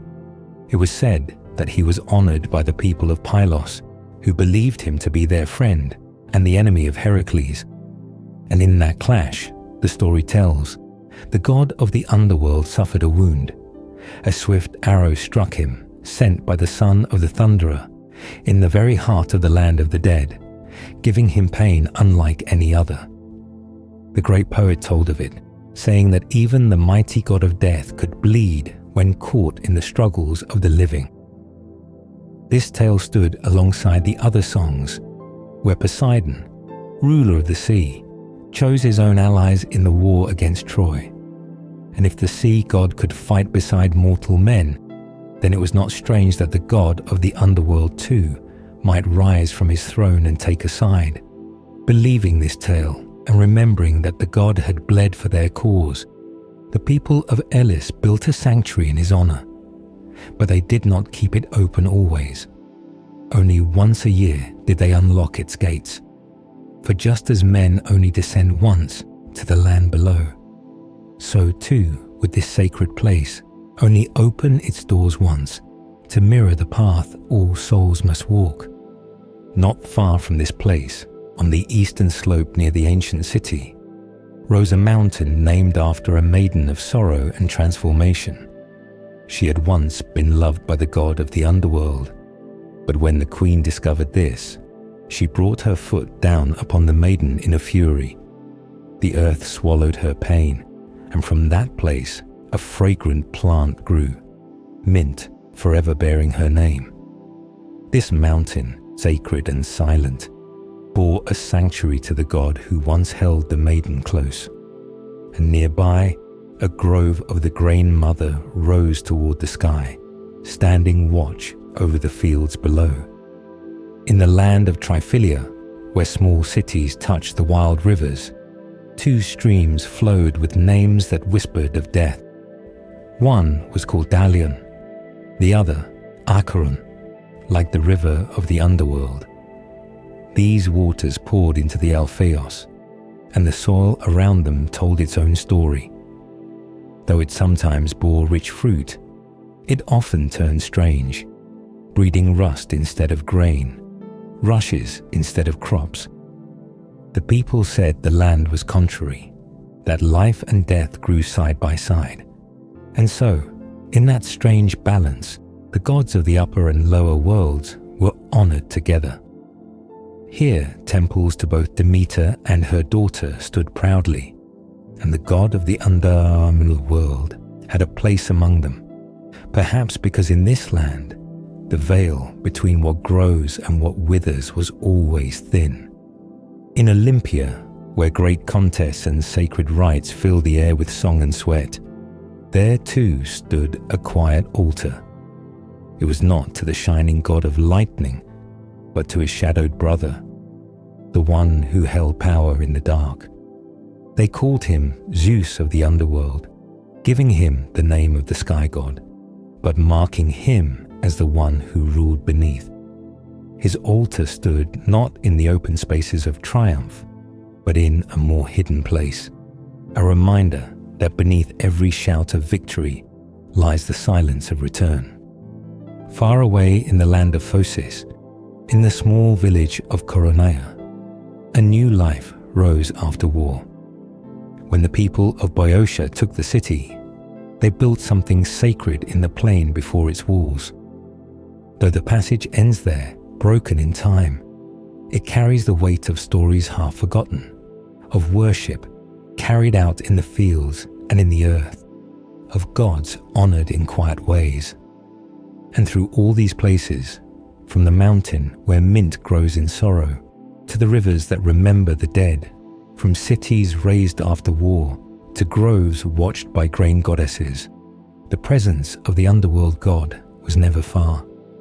He walked in shadows, was called by many names, and was worshipped in silence and fear, in reverence and memory. He was not just the end, but part of the cycle, standing beside those who grew, those who fell, and those who remembered. The temple of Athena Etonia stood quietly in its place, holding within it more than just the wisdom and power of the goddess of war. Alongside her image, set for reasons not fully understood, even by those who came to worship, stood a statue of the god of the underworld. In the very same place where the Pambaiotian festival was once celebrated with joy and ceremony, a figure of the ruler of the dead stood beside the one who led armies and defended cities. There were no clear reasons given, only whispers of some secret understanding known only to the ancients, something mystic and deep that tied the two together in ways unseen by the eyes of ordinary men. Far to the north, in the rugged land of Thesprotia, there was a different kind of sanctuary, not a temple of shining columns or carved stone gods, but a place of shadows, of whispers, and of souls. There lay the most sacred shrine to the god of the dead, the necromantic oracle where the living came to speak with the spirits of those who had passed on. It was said that even the hero of the long voyage, the man of many turns, came to this very place in the stories told of his journey to the underworld. Here, by the banks of the Acheron, the river that murmured like sorrow, stood the gateway between life and death, where voices could rise from the deep and speak once more to those they had left behind. One tale tells of a tyrant named Periander, who sent messengers to the oracle of the dead. He sought knowledge of a hidden deposit, something left behind by a trusted friend. But when the messengers returned, they carried a message from beyond the grave, from Melissa, the woman he had once called wife. Her voice, coming through the shadowed veil, told him she would not speak of what he wanted. She was cold, she said, and naked, for though he had buried her with fine garments, they had not been burned. In that realm, only the burnt offerings reached the dead, and what had been buried meant nothing. She gave him a sign, a secret that only he could understand, that he had placed bread in a cold oven, a dark token, a memory only they could share. When Periander heard this, he knew the message was true. In a wild act that stunned all of Corinth, he called forth every woman, noble and lowly, and gathered them as if for a festival at the temple of Hera. But instead of celebration, he ordered his guards to strip them of their clothes, every one, and he gathered all the garments into a pit. There, calling out to Melissa, he burned them in a great fire, sending the smoke and fabric to the underworld. When he sent his messengers again, the voice of Melissa returned, no longer angry, and told him where the deposit had been hidden. The land of Thesprotia held many such stories. Among them was another tale of Theseus, whose end was told in many ways, but one version placed it in this very place. He had come to take the wife of a king, not with honor, but with force, and for that he paid the price. Alongside his friend, he lost his army and was taken captive. The king held them in the place called Kikiros, where the earth felt old and heavy with forgotten footsteps. This same place was known to some as a gateway to the underworld, and the nearby lake bore the name Acherusia, echoing with the same sorrowful tones as the Acheron that flowed near it. There was also the stream called Kokitos, whose name meant lamentation, and its waters flowed with a sound that chilled the bones. These places, it was said, inspired the poet who sang of heroes and the land of the dead. He gave to the rivers of the underworld the same names as these rivers in Thesprotia, not because he imagined them, but because he had seen them, had walked where the waters whispered, and knew the weight of their names. In that land, where mist clung to trees and the soil seemed to remember every sorrow, the underworld felt near, and the gods who ruled it were honored not with loud voices, but with quiet reverence. There, near dark waters, and under the gaze of mountains, men came to speak with those who had left. They brought offerings, asked questions, and hoped to hear answers from beyond. The dead were not gone in Thesprotia. They were near, watching, waiting, and sometimes speaking through the wind, the water, and the dreams of those who dared to listen. And always, in the center of it all, stood the silent God, not judging, not speaking, but simply watching, as he had since time began. The aliens, when making their sacrifices to the great god of thunder, always used the wood of the white poplar. They used no other tree. This choice was not random or based on beauty or ease. They believed it was the best because of a very old story, a tradition that had been passed down from long ago. The story said that it was Heracles who had first brought the white poplar into the land of Greece, bringing it all the way from Thesprotia. And when he stood at Olympia and made sacrifices to the sky god, it was this wood that he burned beneath the bones of the animals he offered. The white poplar, with its pale leaves and quiet strength, had grown near the banks of the Acheron River in Thesprotia. That place was sacred, dark and deep, a land close to the realm of the dead. Because of this connection, the poet called the white poplar by the name Acheroas, tying the tree to the river and the river to the underworld. And so, in remembrance of this, and because of the weight of the story, the people chose the white poplar for their sacrifices, linking their worship not just to the god above, but to the quiet and powerful god below. Far from this place, across the waters and into the lands of Asia Minor, there was another site where the god of the underworld was honored in mystery and silence. Between two cities, Tralles and Nysa, stood a small village belonging to the Nisaeans. Not far from it was a place called Akaraka, and there stood a sacred sanctuary, a place where the name of the god was whispered with reverence. It was called the Plutonian, and within its bounds was a precinct and a shrine, not only for the god of the dead, but for his queen as well.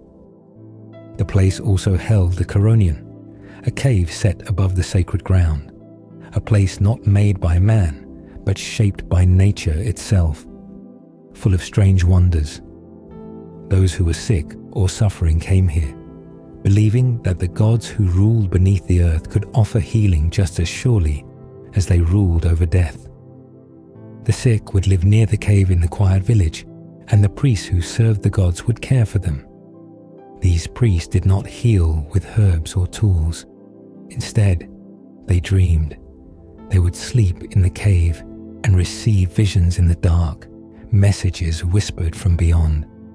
These dreams held the cures, and the priests would share them with the suffering. Sometimes the sick would be taken deep into the cave, left there in silence, like animals resting in their dens. They would eat nothing for days and listen to the voices in their own dreams. Some found healing in this way, while others simply found peace. But always, the priest stood between the people and the gods, guiding them, interpreting signs, initiating them into secret knowledge, and speaking words only heard by those who dared to seek the power of the underworld. To others, those who were not called by illness or chosen by fate, the place was forbidden. It was deadly to step beyond the boundary without cause. But once each year, during a special festival, the village came alive with sacred celebration. At this time, the mysteries of the place were revealed more openly. People could see and hear what usually remained hidden. As the day reached its height, when the sun stood still in the sky, the young men of the gymnasium, their bodies oiled and bare, would lift the bull and carry it with speed into the cave. Once released inside, the bull would walk a few steps, then collapse, its breath leaving its body. No sword or spear touched it. It simply fell, as if claimed by the gods themselves. From the city of Nysa, the people would travel 30 stadia across the mountains, first over Tmolos, then over Mesogis, heading to a place called Limon. Here, they held more festivals in honor of the gods. Near Limon, there was another entrance into the earth, sacred again to the same divine pair. It was said that this path, this dark passage into the land below, stretched all the way back to Akaraka. The two places were bound together like the two gods they honored, one of harvest and return, the other of silence and finality. And in this land of Caria, another city bore witness to the same dark reverence. In Heliopolis, the god was not forgotten. His name, though not shouted in the streets, was known in the hearts of those who walked the roads lined with stone. Though time wore away the edges of his temples and the wind carried off the echoes of the prayers, the stories remained. The caves, the groves, the sacred rivers. They held the memory of a god not of light, but of stillness. And all across the lands from Greece to Asia, from mountains to valleys, there were places where people had looked into the earth, seeking not gold, but truth. They brought offerings, they whispered prayers, and they remembered the one who ruled not with a loud voice, but with shadows. Birds that flew over the place would suddenly fall down into the water, their lives taken not by arrow or storm, but by the deadly vapors rising from below. The air itself carried a strange force, unseen and quiet, but strong enough to kill in flight. This happened not just once, not by chance, but again and again, as if something beneath the surface claimed whatever dared to pass above. It was the same in every shrine of the god of the dead, including the one at Hierapolis in Asia Minor. These places, called Plutonians, were not simple temples made of stone and wood. They were places where the earth opened itself to the world of the dead, and something deep within reminded the living that they stood near a power older and darker than any they knew. Far to the west, across the sea, and into the land called Campania, there was another place tied to this god. Near the town of Kyme, which the Greeks had founded long ago, stood Cape Misonon. Between the cape and the town, the land curved in to form a strange place, Lake Acherusia. It was not just a lake of water. It was a quiet estuary, a place where the sea met the land and left behind still, shallow waters. It was there that another sight, dark and mysterious, had long been known. The people called it Gulf Aonos, and the name meant birdless. Just like the Plutonian at Hierapolis, it was said that no bird could cross the gulf. If they tried, they would fall from the sky and vanish beneath the water. This was not the work of a curse shouted by a man or witch, but of the land itself, of vapors rising gently from the surface, taking what passed above without noise.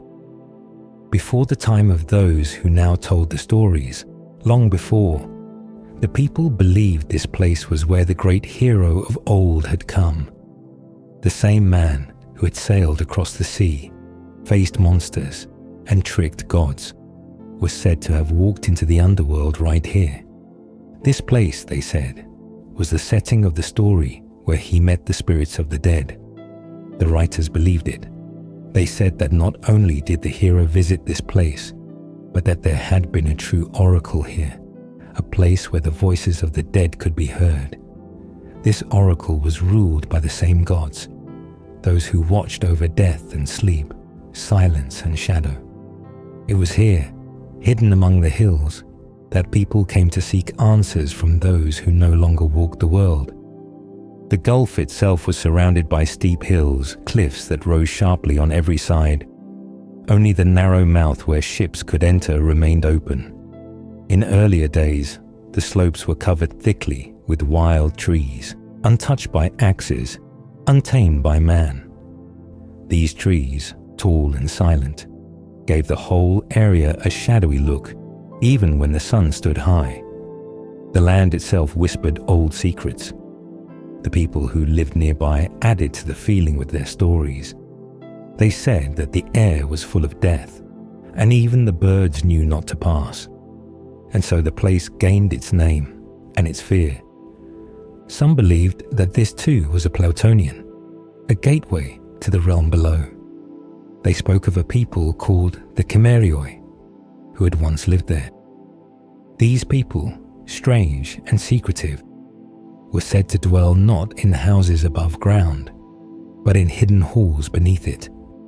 They called these homes Argilai, and they travelled from one to another through tunnels. Their world was underground, close to the god of the dead. They did not fear the place. It was home. And there, under the earth, was the oracle.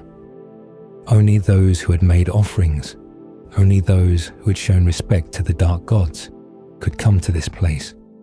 They had to bring gifts, offer prayers, and follow the instructions of priests who kept the traditions. These priests, who held the land under sacred rule, would guide them, telling them what was allowed and what was forbidden. Near the sea was a fountain. The water ran clear and sweet, but people would not drink from it. They believed it was not water for the living, but for the gods of death. They said it was water from the Styx, the river that no oath could break. Near this place were hot springs bubbling from the earth, and the lake called Akarusia.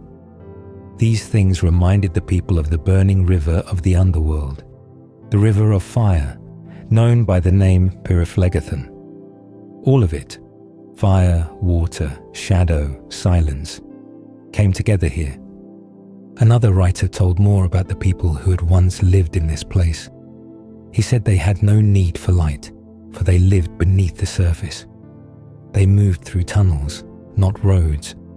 They welcomed strangers not into houses, but into the heart of the earth. Their oracle was not open to all. It lay deep below, and only the worthy could reach it. These people lived from the riches of the ground, mining for what the earth gave. They earned also from the visitors who came seeking words from the dead, and the king of the land gave them gifts respecting the power they held. They followed their customs, passed down through time, rooted not in war or wealth, but in the quiet reverence of the dead. They did not shout, they listened, and in the stillness they waited, guarding the gateway between the two worlds, the world of the living and the place where the shadows moved, that no one should see the sun, but only walk under the sky when the moon ruled the heavens. Such was the way of those who lived near the dark lake. They did not rise with the light, nor greet the warmth of morning. Instead, they stepped out only when the world fell quiet. Cloaked in darkness, the caves and underground chambers where they lived remained hidden during the day, their secrets held in stone and shadow. The poet, who wrote of them long ago, said that never did the shining sun look upon them, for their world was not one of bright days and open fields, but of silence, mystery, and the ever-present nearness of death. These people, once known and feared, were later brought to ruin. A king, angered that the word spoken by the oracle did not go as he had wished, turned against them. In his wrath, he destroyed those who had long protected the voice of the dead. But though the people were no more, the seat of the oracle was not lost forever. It did not vanish, but instead was moved, carried to another place where it could still be found by those who dared to seek it. The stories of this lake and the strange people who once guarded its secrets continued to be told, passed down by those who lived before the present time. From the plain known as Phlegreon, a place near the ancient city of Cumae in the land of Italia, a mighty figure once journeyed. He walked with purpose and strength, heading down to where the land met the sea. There, at the edge of the world, he began to build. He worked not for glory or for gold, but to shape the land around a lake, one with a name whispered in awe and fear, the lake of Aornos or Avernus.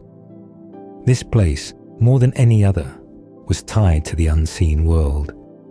It was sacred to Persephone, queen of the dead, and its waters were not like those of other lakes.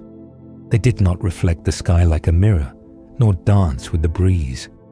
They were still, deep, and silent. The lake sat between Misenum and Dikaiokeia, not far from the hot springs that bubbled up from the earth. It was not a large lake, only about 5 stades in circumference, but what it lacked in size, it made up for in depth and mystery. The water was pure, untouched by dirt or leaf. To the eye, it seemed to shimmer with a strange blue darkness, a color that came not from the sky above, but from the deep unknown below. Its depth was said to be incredible, beyond measuring, and the feeling it gave was not of peace, but of something far older and colder. Those who looked into it felt the pull of stories long forgotten, of voices that once rose from its shore to speak to those who dared ask. Long ago, before time swept away so much, there had been an oracle of the dead on the shores of this lake. People would come, guided by fear or hope, bringing offerings to the gods who ruled beneath the earth. They sought answers from those who no longer walked the world, asking for wisdom, warnings, or forgiveness. The place was sacred, and the rituals were old. Smoke would rise, chants would echo, and the boundary between the living and the dead grew thin. It was not a place for the curious or the proud. Only those prepared to hear the truth would enter, and even they might leave changed. But as the years passed, the world around the lake began to shift. The oracle, once powerful and respected, slowly fell silent. Time, storms, and men's ambitions turned against it. The shrine that once heard the voices of the dead was destroyed. The sacred ground was left to the wind, the water, and the memories that clung to the stones. Still, the lake remained, quiet and dark, holding in its depths the reflections of all that had once been. The stories of the place lived on, carried by those who remembered, who still whispered of a place where birds dared not fly and where the sun dared not shine. In the land around Avernus, even nature seemed to change. The air was still, heavy with something unseen. Trees grew tall but twisted, and silence ruled the paths. No song of bird or hum of insect broke the quiet. The ground itself felt different, as though it remembered, and in the shadows, people still spoke of what once was. They remembered the Chimerioi, the people of the dark, who walked the tunnels beneath the earth and spoke with the voices of those who had gone beyond. They remembered the oracle and the one who built by the shore, shaping stone and earth to protect the sacred. Though the oracle was gone, though the people had vanished, and though time had tried to bury all that had happened, the lake still held its story. It could not be forgotten. It was more than water. It was a mirror of the underworld, a place where the world above touched the world below, and those who came to its edge, even if only for a moment, felt the breath of something ancient, something that spoke not in words, but in silence, in stillness, and in the chill that ran along the spine. The stories told before, passed from mouth to mouth, still carried the weight of truth. They did not fade, because some places do not allow forgetting. The Lake of Avernus was one of those places, and as long as its waters remained, so too would the echo of all that had come before.